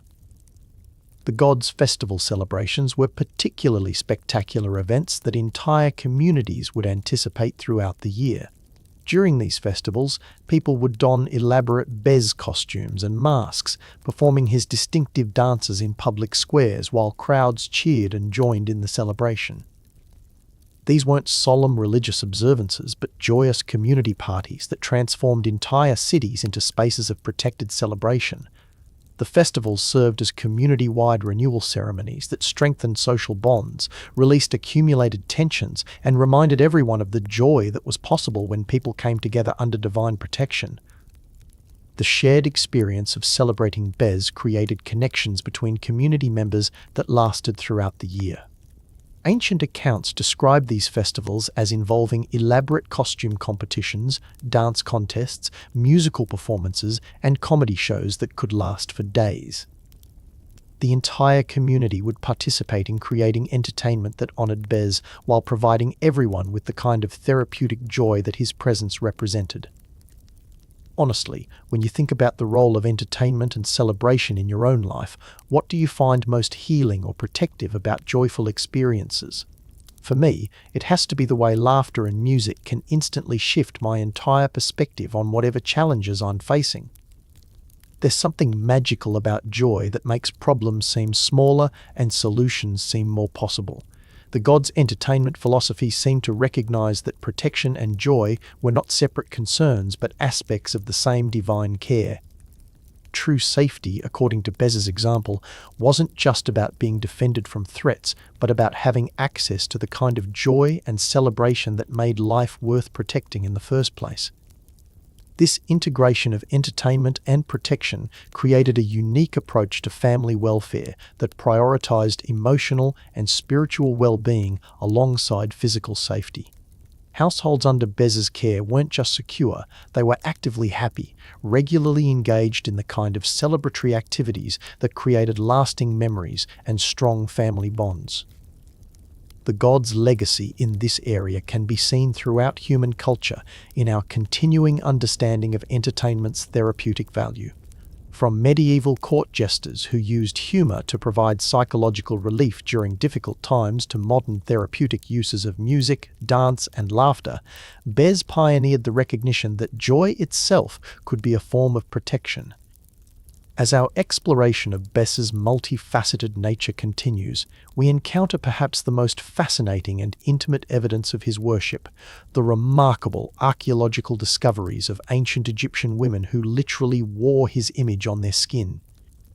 The tattooed priestesses, dancers, and mothers who marked their bodies with Bez's protective image provide us with the most personal and tangible connection to his ancient worship. These discoveries began in the early 20th century when archaeologists excavating burial sites from Egypt's New Kingdom period started uncovering mummies of women whose preserved skin bore intricate tattoo designs featuring Bez and other protective deities. Initially, these tattoos were dismissed or misunderstood, often interpreted as evidence of low social status or questionable morality. However, more recent scholarship has revealed them to be sophisticated expressions of religious devotion and protective practice. The women who bore these sacred tattoos came from various social backgrounds, but many appear to have been professional dancers, musicians, and priestesses associated with temples of Hathor, the goddess of love, joy, and music. These weren't marginal figures, but respected members of society who played important roles in religious ceremonies, royal celebrations, and community festivals. The tattoos themselves were works of art that demonstrated remarkable skill and sophisticated understanding of both aesthetic design and magical symbolism. Bez appeared in various poses and sizes, sometimes alone and sometimes accompanied by other protective deities, musical instruments, or magical symbols. The placement of these tattoos on the women's bodies was carefully considered to maximize both their protective power and their visual impact. Many of the Bez tattoos were located on the women's thighs, hips, and lower abdomen areas associated with fertility, sexuality, and childbirth. This placement wasn't accidental, but reflected specific beliefs about where protective power was most needed. Women facing the dangers of pregnancy and childbirth literally carried Bess's image on the parts of their bodies that would be most vulnerable during these crucial life processes. The tattooing process itself was understood as a sacred ritual that permanently bonded the woman to Bess's protective power. Unlike temporary amulets or removable jewelry, tattoos created an unbreakable connection between the human recipient and the divine protector. The pain involved in the tattooing process was seen as a sacrifice that demonstrated the woman's commitment to the protective relationship. Ancient Egyptian medical and magical texts describe the tattoos as living amulets that would grow stronger over time as they became more fully integrated with the woman's own life force. The ink used in these tattoos was often mixed with blessed substances, ground amulets, or herbs associated with protection and healing, making the tattoos themselves into complex magical implements. For the professional dancers and musicians who wore these tattoos, they served multiple functions related to both performance and protection. During religious ceremonies and public festivals, the tattoos would be visible as the women performed, adding spiritual power to their artistic expressions while demonstrating their special relationship with protective deities. The sight of these tattooed performers would have been deeply meaningful to ancient Egyptian audiences. The women weren't just entertaining, but were serving as living conduits for divine protection, their decorated bodies creating sacred space wherever they performed. Their dances and songs became ritual acts that spread Bez's protective influence throughout the community. The tattoos also provided personal protection for the performers themselves, who often worked in situations that could be physically and spiritually dangerous. Traveling to different cities, performing before large crowds, and participating in religious ceremonies that involved altered states of consciousness all carried risks that the tattoos helped mitigate through constant divine protection. For women who weren't professional performers, the tattoos served somewhat different but equally important functions.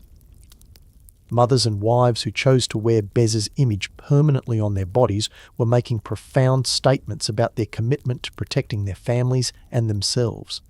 These weren't decorative choices, but serious spiritual decisions that would affect every aspect of their lives. The tattooed women often became informal spiritual leaders within their communities, people to whom others would turn for advice about protection, healing, and family welfare. Their visible commitment to divine protection marked them as individuals who had special knowledge and access to supernatural help. Ancient medical papyri described tattooed women as being particularly effective midwives and healers, their permanent connection to protective deities, giving them enhanced ability to help others through difficult and dangerous situations. The tattoos served as credentials that demonstrated both their spiritual commitment and their magical capabilities. The process of receiving these tattoos was often connected to specific life events or spiritual initiations.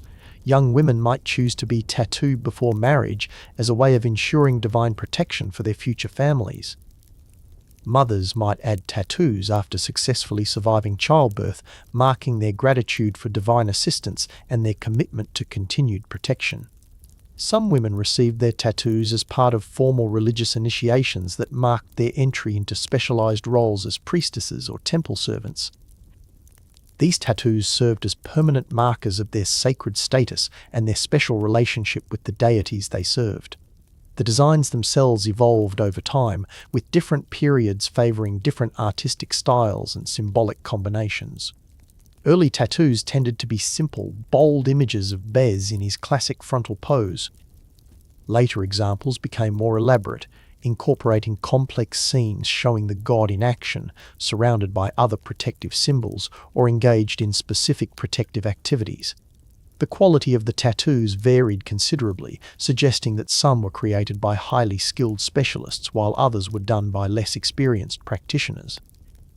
The finest examples demonstrate remarkable artistic sophistication, with subtle shading, complex compositions, and intricate detail work that rivals the best contemporary art in any medium. Archaeological analysis of the tattoo inks has revealed fascinating information about the materials and methods used in their creation. Many contained substances associated with protection and healing: charcoal from sacred fires, ground minerals from temple sites, and plant materials known for their magical properties. The tattoos were literally composed of blessed substances that carried protective power in their very chemical composition. The preservation of these tattoos through mummification has provided modern researchers with unprecedented insight into ancient Egyptian body modification practices and religious beliefs.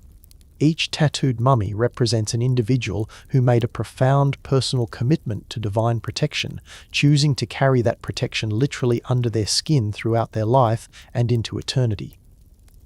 The tattoos also provide evidence for the deeply personal nature of ancient Egyptian religious practice.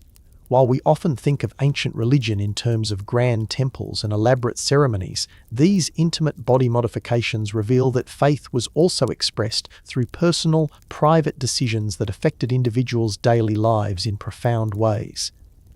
Modern research has revealed that many of the women who wore these tattoos lived longer than average for their time period and showed fewer signs of the diseases and injuries that commonly affected ancient populations.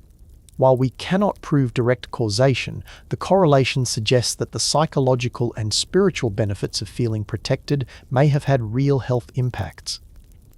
The tattoos also provide fascinating insights into ancient Egyptian gender roles and women's autonomy. The decision to receive these permanent markings required significant personal agency and suggests that women had considerable control over their own bodies and spiritual lives. The tattoos represent choices made by women for women's benefit, often related to specifically feminine concerns like childbirth and family protection. The social acceptance of these tattoos reveals a culture that valued women's spiritual agency and recognized their special roles as protectors of family welfare. Rather than being stigmatized, tattooed women appear to have been respected for their commitment to divine protection and their willingness to make permanent sacrifices for their family's benefit. Honestly, what do you think about the idea of permanently marking your body with symbols of protection or spiritual commitment? For me, it has to be deeply meaningful to make that kind of permanent decision. There's something powerful about carrying your faith literally under your skin, making it an inseparable part of who you are. The legacy of these tattooed devotees extends far beyond ancient Egypt. Their example influenced similar practices throughout the ancient Mediterranean world, where women adopted various forms of permanent body modification associated with protective deities and fertility goddesses. The concept of protective tattoos eventually spread as far as northern Europe, where Celtic and Germanic women developed their own traditions of sacred body marking. As we bring our deep exploration of Bess's mysteries to a close, we find ourselves enriched by understanding this remarkable deity who transcended every boundary: cultural, social, spiritual, and temporal. From his origins as a foreign god who found a home in Egyptian hearts, through his deliberately grotesque appearance that frightened away genuine threats while comforting those he protected, to his comprehensive guardianship of household life and his joyful transformation of protection into celebration, Bess revealed profound truths about the nature of divine love and care. The tattooed women who carried his image permanently on their bodies provide us with the most intimate possible connection to his ancient worship, demonstrating the depths of devotion he inspired and the personal transformation that relationship with him could create. Their commitment reminds us that faith is not merely intellectual agreement but embodied practice that affects every aspect of our lives. Perhaps most importantly, Bess teaches us that protection is not about fear or defensiveness, but about creating conditions where joy and love can flourish. His example shows us that true safety comes not from walls and weapons, but from the presence of someone who genuinely cares about our well-being and is committed to helping us thrive. In our modern world, where we often feel isolated and vulnerable, Bess's ancient wisdom remains profoundly relevant. his message that protection is always available, that joy is a form of spiritual strength, and that even the most unlikely sources can provide the care we need, continues to offer comfort and guidance to anyone willing to listen. As you prepare now for your own journey into the realm of dreams, carry with you the knowledge that you are connected to this ancient stream of protection and care. The same forces that watched over Egyptian families 4,000 years ago are still available to you tonight. Forces of love, joy, and fierce protective dedication that never sleep, never tire, and never abandon those who trust in them. Feel yourself settling into that protected space that Bez has maintained for millennia, where laughter drives away darkness, where love provides shelter, and where even the strangest appearance can mask the most tender heart. You are safe, beloved, and watched over by ancient wisdom that understands exactly what you need to rest peacefully and dream sweetly. The dwarf god with the lion's heart stands guard once more, his wild mane catching starlight, his protective presence surrounding you with invisible walls of love and laughter. His 4,000-year vigil continues, and tonight you are part of the eternal family he has sworn to protect. But even as you begin to drift toward the realm of dreams, there remain deeper layers to Bess's story that deserve our gentle exploration, mysteries that reveal not just who he was, but what he represented to the human soul across cultures and centuries. These final revelations will deepen your understanding of this remarkable protector while guiding you ever more peacefully toward restful sleep. Let us turn now to one of the most significant yet often misunderstood aspects of Bess's divine nature, his physical form as a person with dwarfism. In our modern world, we might wonder why ancient peoples would choose to depict a powerful protective deity in a way that deviated from conventional standards of physical perfection. Yet this choice reveals profound wisdom about the nature of true strength and the sources from which divine power actually flows. Ancient Egyptian artistic traditions typically portrayed their gods as tall, elegant figures with idealized proportions that embodied perfection and divine transcendence. Ra strode across the heavens with the bearing of cosmic royalty, Osiris stood with the dignified posture of eternal kingship, and Isis moved with the graceful bearing of divine motherhood. These deities represented aspirational ideals, what humans might become if they achieved perfect harmony with divine principles. Bes deliberately challenged these conventions through his distinctive appearance. His dwarfism wasn't a flaw to be overlooked, but a crucial element of his protective power and spiritual significance. Ancient Egyptian theological thinking understood that divine strength could manifest in unexpected forms, and that conventional assumptions about power and capability often needed to be completely reconsidered. The god's small stature carried multiple layers of symbolic meaning that would have been immediately recognizable to ancient audiences. In many cultures throughout history, people with dwarfism have been regarded as possessing special spiritual connections, enhanced intuition, and access to wisdom that remains hidden from those of typical height. This wasn't patronizing mystification, but recognition of genuine gifts that often developed from experiencing the world from a different physical perspective. Bess's dwarfism connected him to the concept of concentrated power, divine strength compressed into a more compact but intensely potent form. Ancient magical thinking often operated on principles of concentration and focus, understanding that power could be more effective when it was distilled rather than diffused. Bes embodied this principle perfectly, his small frame containing the protective force that might be spread thin across a larger deity.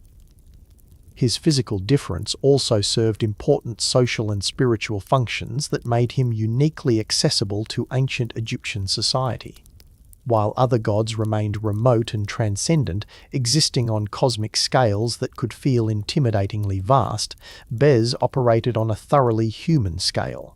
His size made him approachable, unthreatening to children, and somehow more relatable to families dealing with everyday concerns.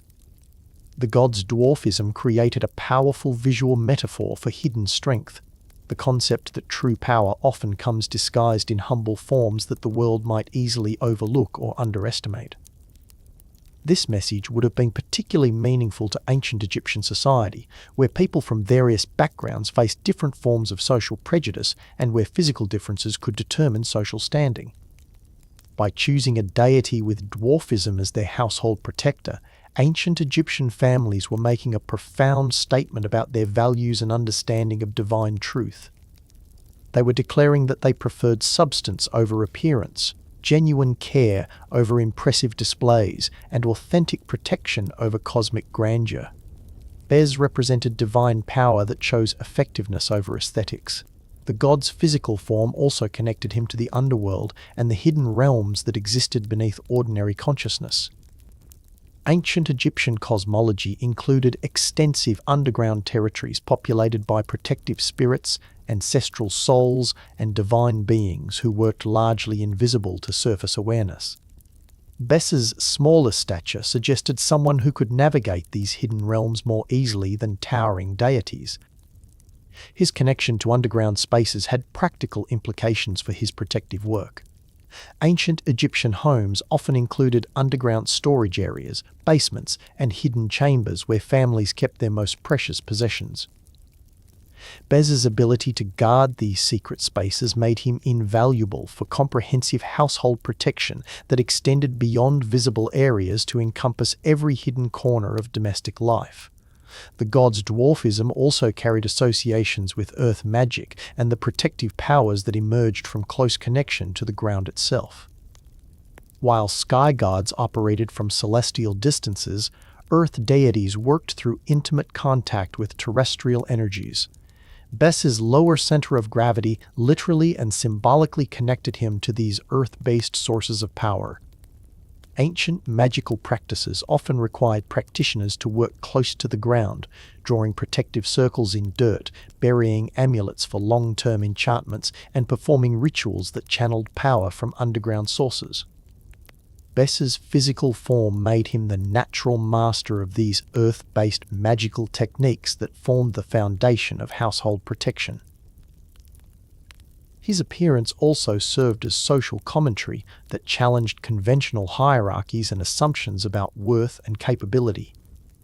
In a society that often measured status through physical impressiveness, the height of monuments, the size of tombs, the scale of temples, Bes demonstrated that true divine power operated by completely different principles. The god's popularity among common people, particularly women and children, reflected their intuitive understanding that protection didn't require intimidating displays of strength. They preferred a guardian who looked like he understood vulnerability from personal experience, who had navigated a world that didn't always accommodate physical differences, and who had developed wisdom and compassion through facing challenges that others never experienced. Honestly, when you think about the protectors you've most trusted in your own life, do they tend to be the most physically impressive people, or those who've shown genuine care and understanding? For me, it has to be the ones who've demonstrated through their actions that they truly understand what it means to need protection. There's something about shared vulnerability that creates the deepest trust.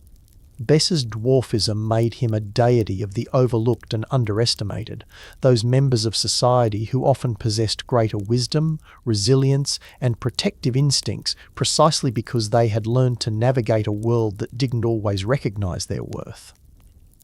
His success as a protector validated the experiences and capabilities of everyone who had ever been judged by appearance rather than substance.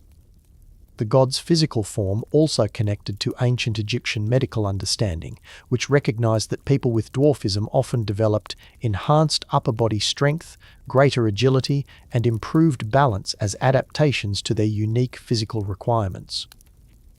These weren't compensations for deficiencies, but genuine advantages that made them particularly well suited for certain types of work and activities. Ancient Egyptian artistic depictions of Bes often emphasized these physical advantages, showing him with powerfully muscled arms, remarkable flexibility, and the kind of athletic ability that his leonine nature suggested. His dwarfism wasn't portrayed as limiting his capabilities, but as focusing them into more concentrated and effective forms.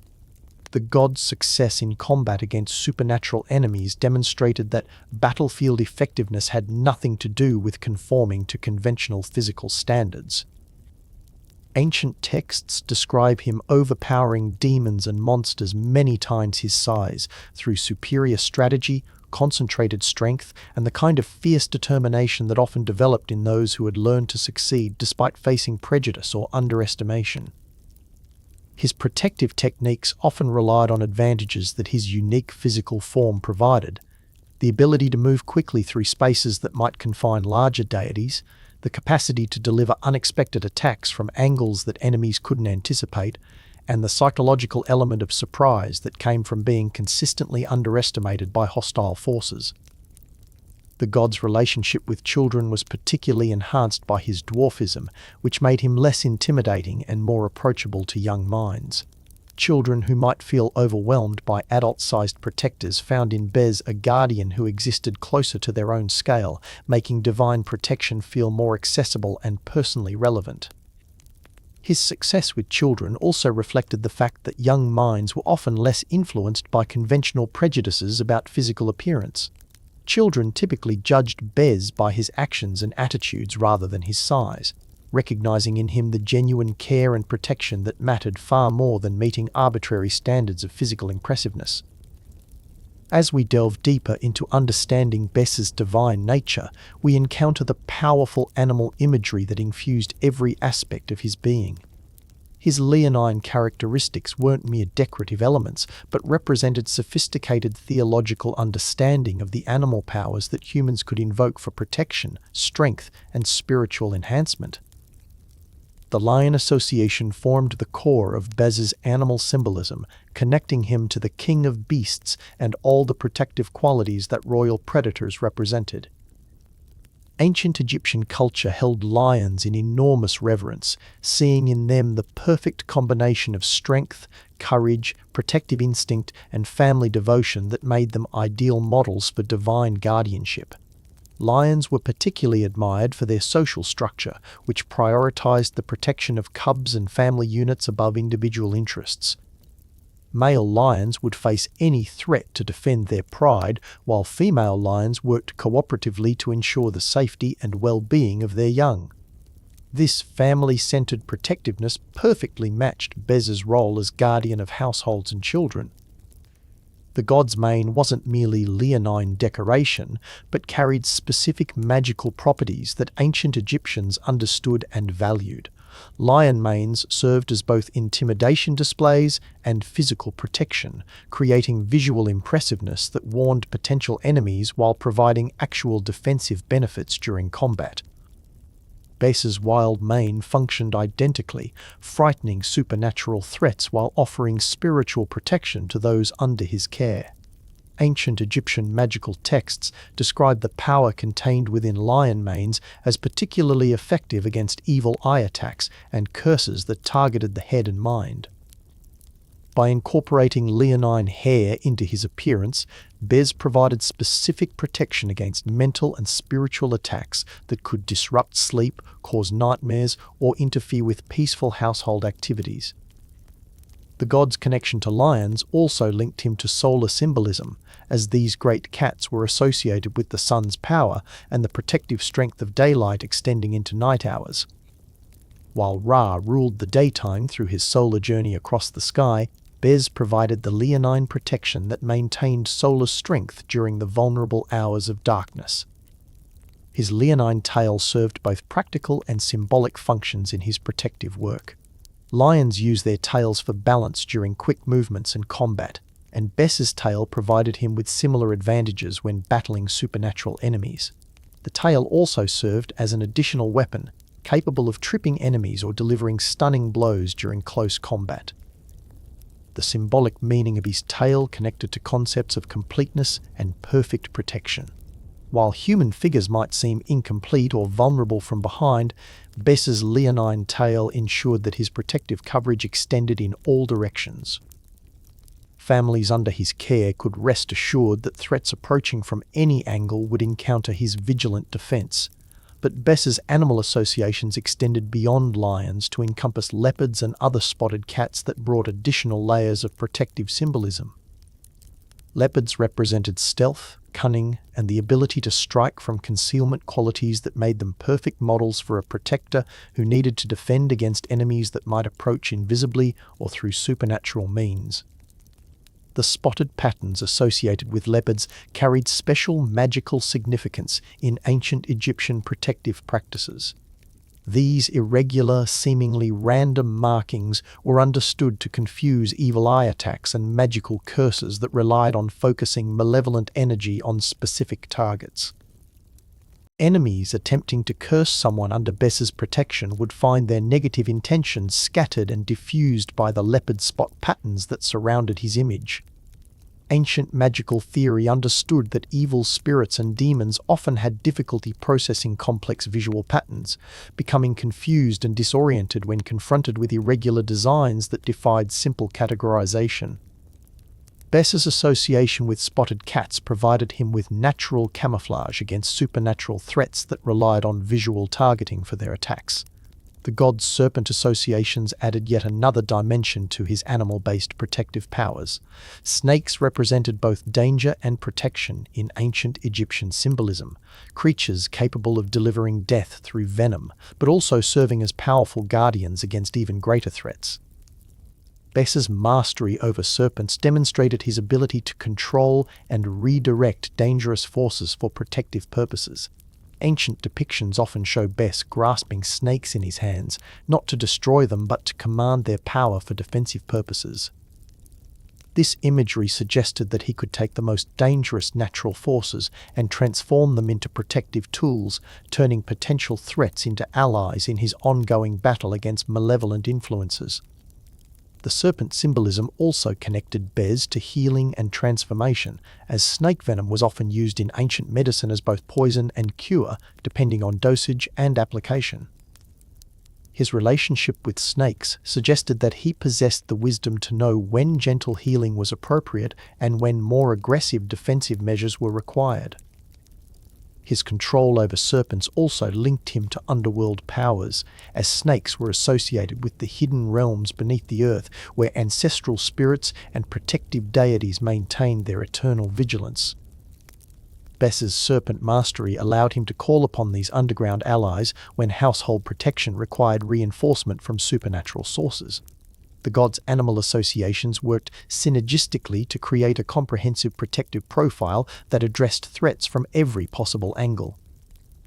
His leonine strength provided direct confrontational power, his leopard stealth allowed for surprise attacks and concealed movements, and his serpent mastery gave him access to transformative powers that could turn dangers into advantages. Ancient Egyptian families invoked these different animal aspects of Bess's nature depending on their specific protective needs. Households facing direct threats might emphasize his leonine aspects, while those dealing with subtle supernatural harassment might call upon his leopard abilities. Families requiring healing or transformation would focus on his serpent associations.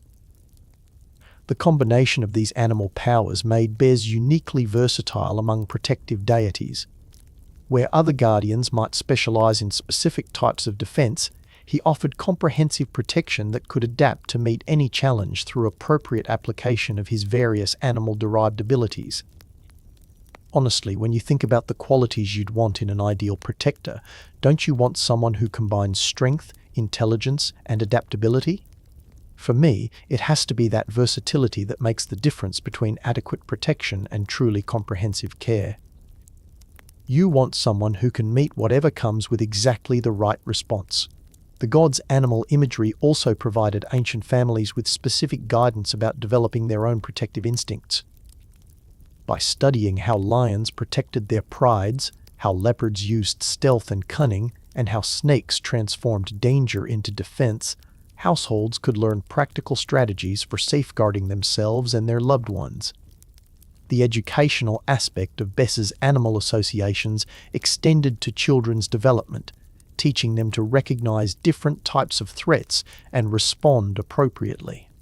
Children learned leonine courage for direct confrontation, leopard cunning for avoiding unnecessary conflicts, and serpent wisdom for transforming difficulties into opportunities for growth. As our exploration of Bes's mysteries continues, we turn to examine the tangible expressions of his worship, the countless amulets, statuettes, mirrors, and household objects that served as focal points for his protective power. These physical manifestations of faith provide us with the most direct connection to how ancient people actually experienced and interacted with their beloved protector. The tradition of Bes amulets represents one of the most widespread and enduring forms of personal protection in the ancient world. These small, portable objects carried the god's image and protective power wherever their owners traveled, ensuring that divine guardianship remained accessible even when people ventured far from home and the familiar protections of their household shrines. Ancient Egyptian amulet makers developed remarkable sophistication in creating these protective objects, understanding that effectiveness required both artistic excellence and spiritual authenticity. The finest Bes amulets were works of art that demonstrated incredible attention to detail, capturing not just his physical appearance but something of his essential spiritual nature in carved stone, molded clay, or precious metals. The materials used in these amulets were chosen for their inherent protective properties as well as their aesthetic qualities. Semi-precious stones like carnelian, jasper, and turquoise were favored for their associations with health, protection, and divine blessing. These stones were believed to amplify and focus the protective energies that Bes provided, creating more powerful and effective talismans. Gold and silver amulets were particularly prized for their incorruptible nature and their connections to solar and lunar powers respectively. Gold Bes amulets carried the protective strength of the sun, while silver ones channeled the gentle, healing influences of the moon. Wealthy families often owned sets of both, using them for different types of protective needs. The process of creating Bes amulets involved elaborate blessing rituals that transformed ordinary materials into sacred objects. Craftsmen would begin their work during auspicious times, often coordinating their efforts with favorable positions of protective stars or during festivals dedicated to household deities. The carving or molding process itself was considered a form of prayer, with each detail added to the amulet serving as an invocation of Bes's protective presence. The more carefully and lovingly the amulet was created, the more powerful its protective properties were believed to become. Ancient magical texts described specific consecration rituals that activated newly created Bes amulets, transforming them from mere representations into living focal points for divine protection. These ceremonies involved offerings of food, wine, and incense, along with prayers that invited Bes to inhabit the amulet and extend his guardianship to its owner. The wearing and use of Bes amulets developed into sophisticated practices that maximized their protective effectiveness. Different amulets might be worn on different parts of the body depending on the type of protection needed. Throat amulets for protection against evil words, chest amulets for heart protection, and armbands for strength and courage. Children's Bes amulets were particularly elaborate, often designed as toys that served double duty as entertainment and protection. These might take the form of small dolls, rattles, or figurines that children could play with while receiving continuous divine guardianship. The playful interaction with these objects strengthened the protective bond between child and deity. Women's Bes amulets often incorporated elements related to fertility, childbirth, and family protection. These might include miniature household symbols, representations of protective animals, or inscribed prayers that invoked the god's blessing on feminine roles and responsibilities. The tradition of Bes mirrors represents one of the most sophisticated applications of protective magic in the ancient world. These weren't ordinary mirrors, but specially consecrated objects that combined reflection, protection, and divine presence in ways that created powerful defensive tools against supernatural threats. Ancient Egyptian magical theory understood that mirrors possessed unique properties that made them valuable for both revealing and deflecting invisible dangers. Just as they reflected physical images, they could also reflect spiritual energies, turning negative influences back upon their sources while revealing hidden threats that might otherwise remain undetected. Bez mirrors incorporated the god's image directly into their design, either through decorative handles carved in his likeness or through protective symbols inscribed on their reflective surfaces. This integration meant that every use of the mirror invoked his protective presence and activated his guardianship. The most elaborate Bez mirrors featured handles shaped like the god himself, his arms extending upward to support the reflective disc while his fierce expression warned away any malevolent forces that might attempt to use the mirror as a gateway for attack. These handles were often incredibly detailed, capturing not just his appearance but something of his protective energy in permanent form. Ancient Egyptian women used these mirrors not just for personal grooming, but as protective tools that helped them maintain spiritual as well as physical beauty. The act of looking into a Bes mirror was understood to invoke divine blessing on one's appearance and to provide protection against envious or malevolent gazes that might cause harm. The mirrors also served important functions in household protection, being strategically placed to reflect and deflect negative energies that might approach from various directions. Ancient feng shui-like practices involved positioning Bez mirrors to create protective fields that surrounded and safeguarded entire domestic spaces. Mothers would use Bez mirrors to check on their sleeping children, believing that the god's presence in the reflective surface would provide additional protection for the little ones while allowing parents to monitor their well-being without disturbing their rest. The god's association with cosmetic containers and beauty tools reflected ancient understanding of the connection between physical appearance and spiritual protection. Looking good wasn't merely vanity, but a form of spiritual armor that helped deflect negative attention and attracted positive influences from divine sources. Ancient Egyptian cosmetic containers shaped like Bez or decorated with his image served multiple protective functions while helping their owners maintain their appearance. These containers would protect both the cosmetics themselves from contamination and their users from the spiritual dangers that could accompany beauty rituals. The application of makeup using Bez-blessed containers was understood as a form of protective ritual that created spiritual barriers against evil eye attacks, jealous curses, and other forms of malevolent magic that might target someone for their attractiveness or success. Ancient perfume bottles and oil containers bearing Bes's image ensured that the fragrances and beauty treatments they contained carried additional protective properties beyond their cosmetic effects.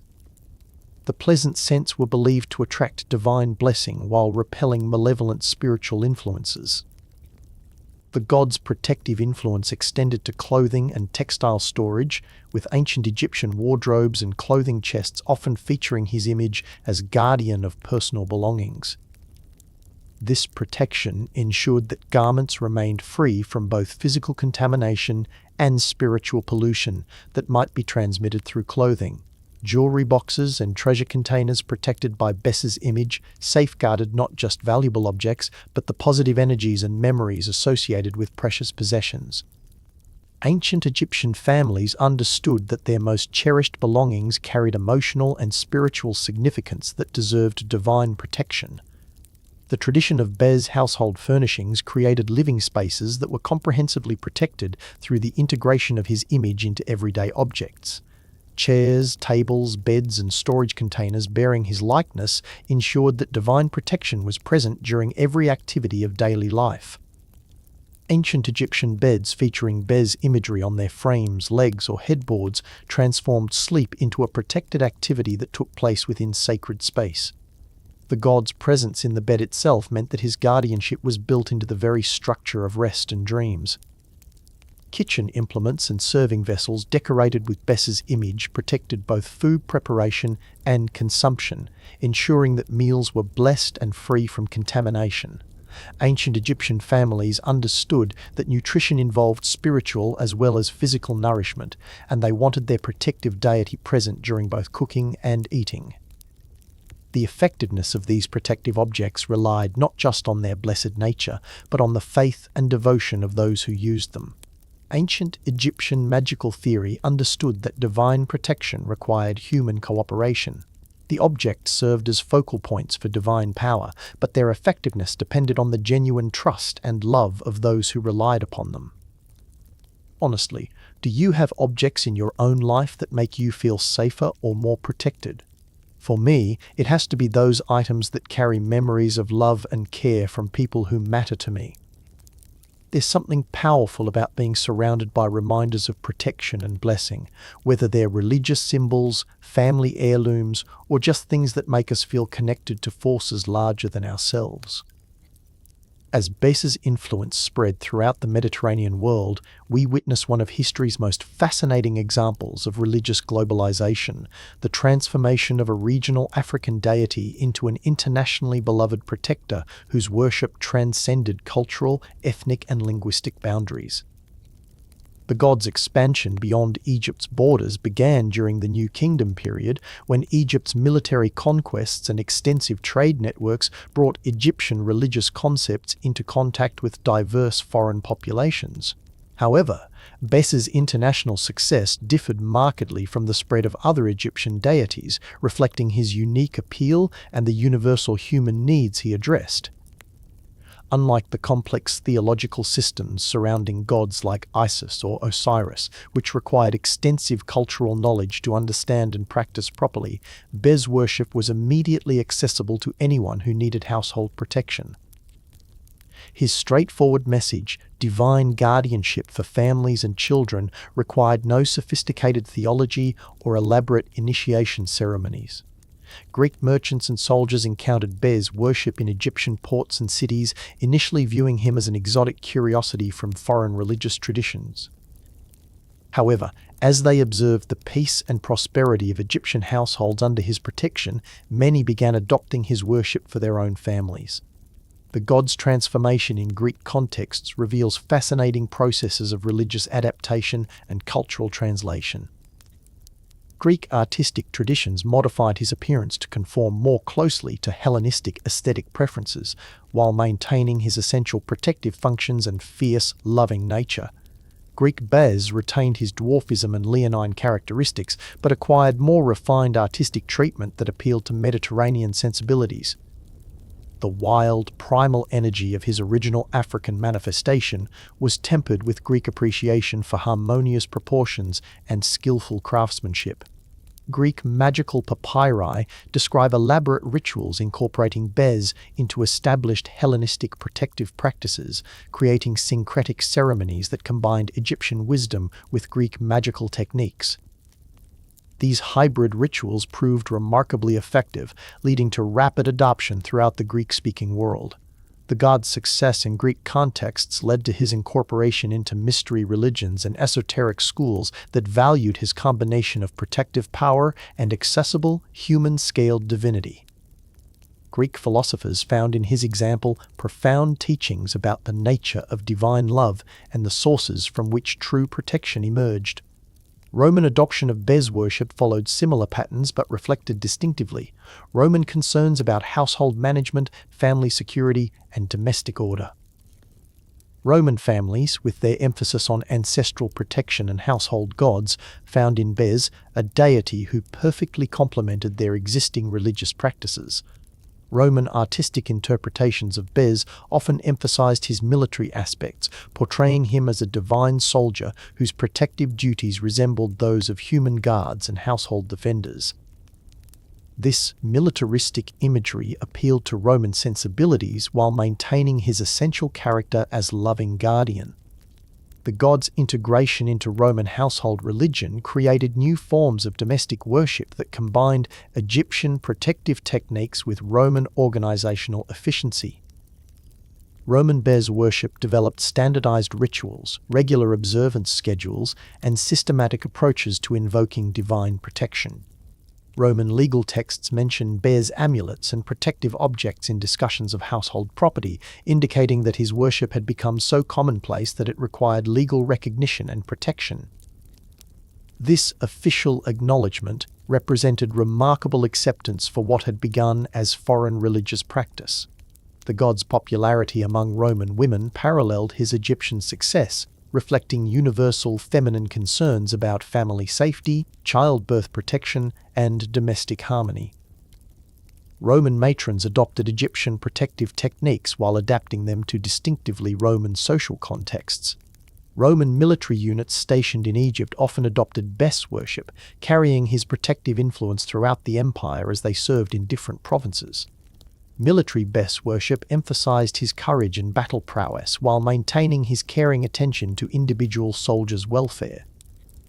The gods spread throughout North Africa reflected both Roman influence and direct cultural connections between Egypt and other African populations.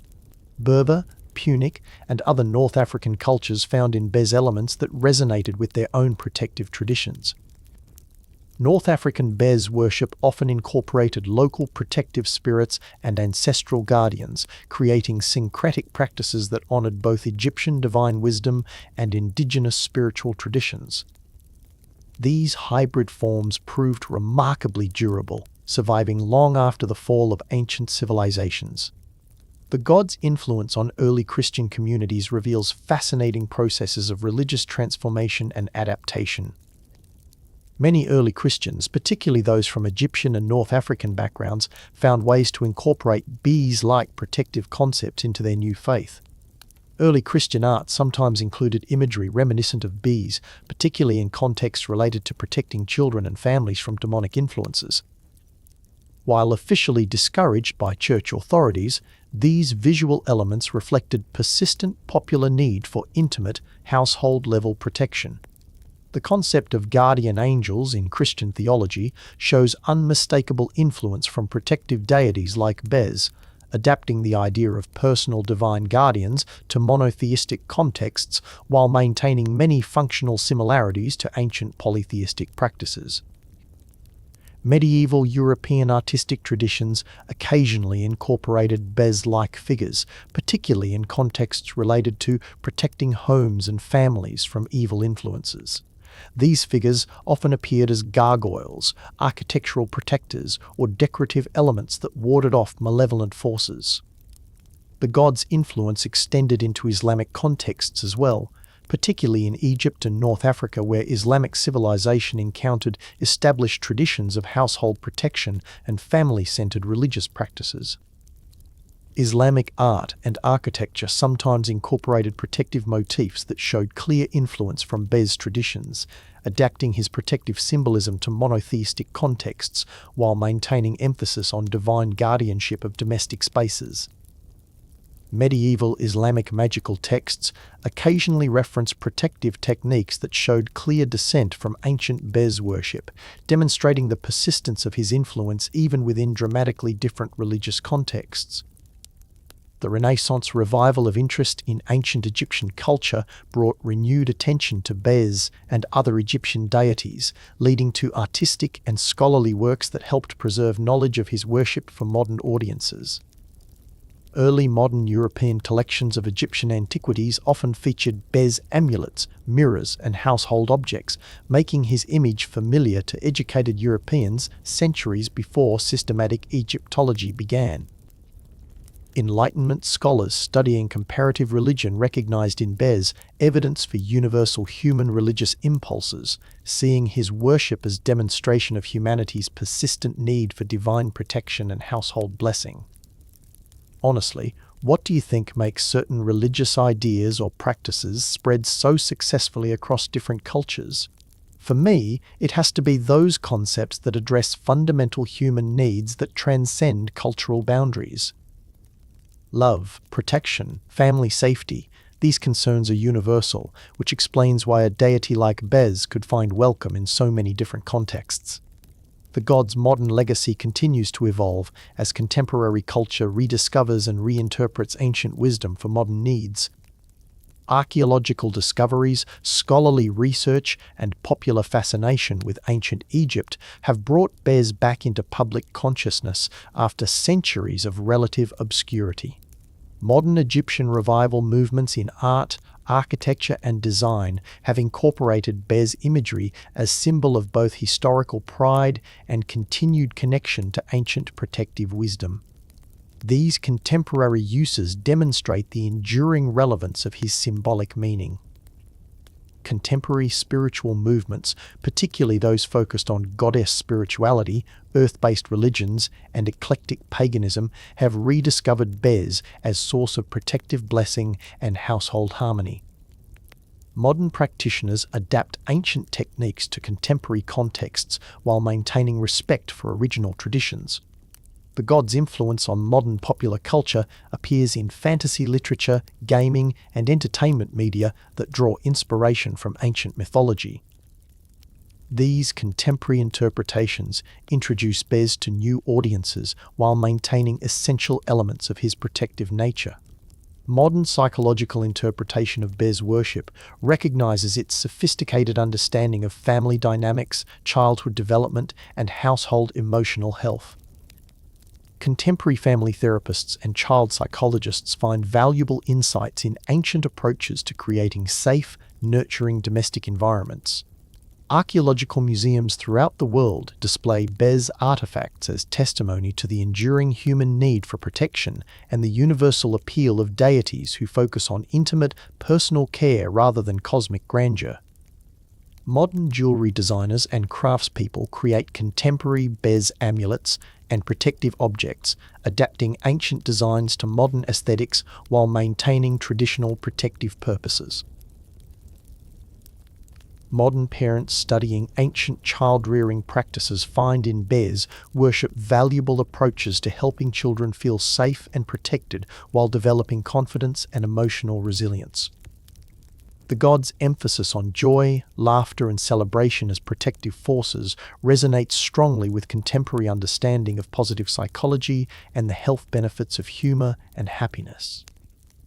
Modern therapeutic approaches sometimes incorporate elements reminiscent of Bez worship, particularly techniques that use laughter, music, and celebration as tools for healing emotional wounds and building psychological resilience. Contemporary studies of protective symbolism and apotropaic magic recognize Bez as one of history's most successful examples of using deliberately shocking imagery for beneficial protective purposes. Modern marketing and branding sometimes reference Bez imagery as symbol of protection, reliability, and caring attention to customer needs, demonstrating his continued relevance as representation of trustworthy guardianship. The god's influence on modern understanding of disability and difference reflects his ancient role as powerful deity whose physical differences were sources of strength rather than limitation. Contemporary discussions of cultural diversity and inclusion often reference Bez as example of how foreign religious influences can enrich rather than threaten existing traditions, demonstrating successful ancient models of religious tolerance and adaptation. Modern family therapy and relationship counseling sometimes incorporate insights from Bez worship regarding the importance of joy, celebration, and protective love in creating healthy domestic environments. The god's persistence through millennia of cultural change demonstrates the enduring human need for divine protection that operates on intimate, personal scales rather than cosmic or institutional levels. Contemporary spiritual seekers often discover in Bez a model for divine relationship that emphasizes accessibility, humor, and genuine care over impressive displays of power or theological complexity. Modern anthropological and religious studies recognize Bez worship as a sophisticated example of how religious practices can address practical, psychological, and social needs while maintaining spiritual authenticity and divine connection.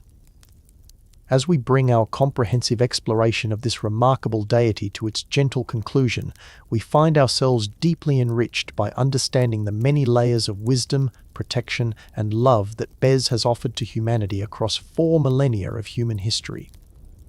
From his mysterious origins in the heart of Africa to his beloved adoption by Egyptian families, from his deliberately shocking appearance that frightened away genuine threats to his comprehensive guardianship of every aspect of household life, from his joyful transformation of protection into celebration to the intimate devotion of those who carried his image permanently on their skin.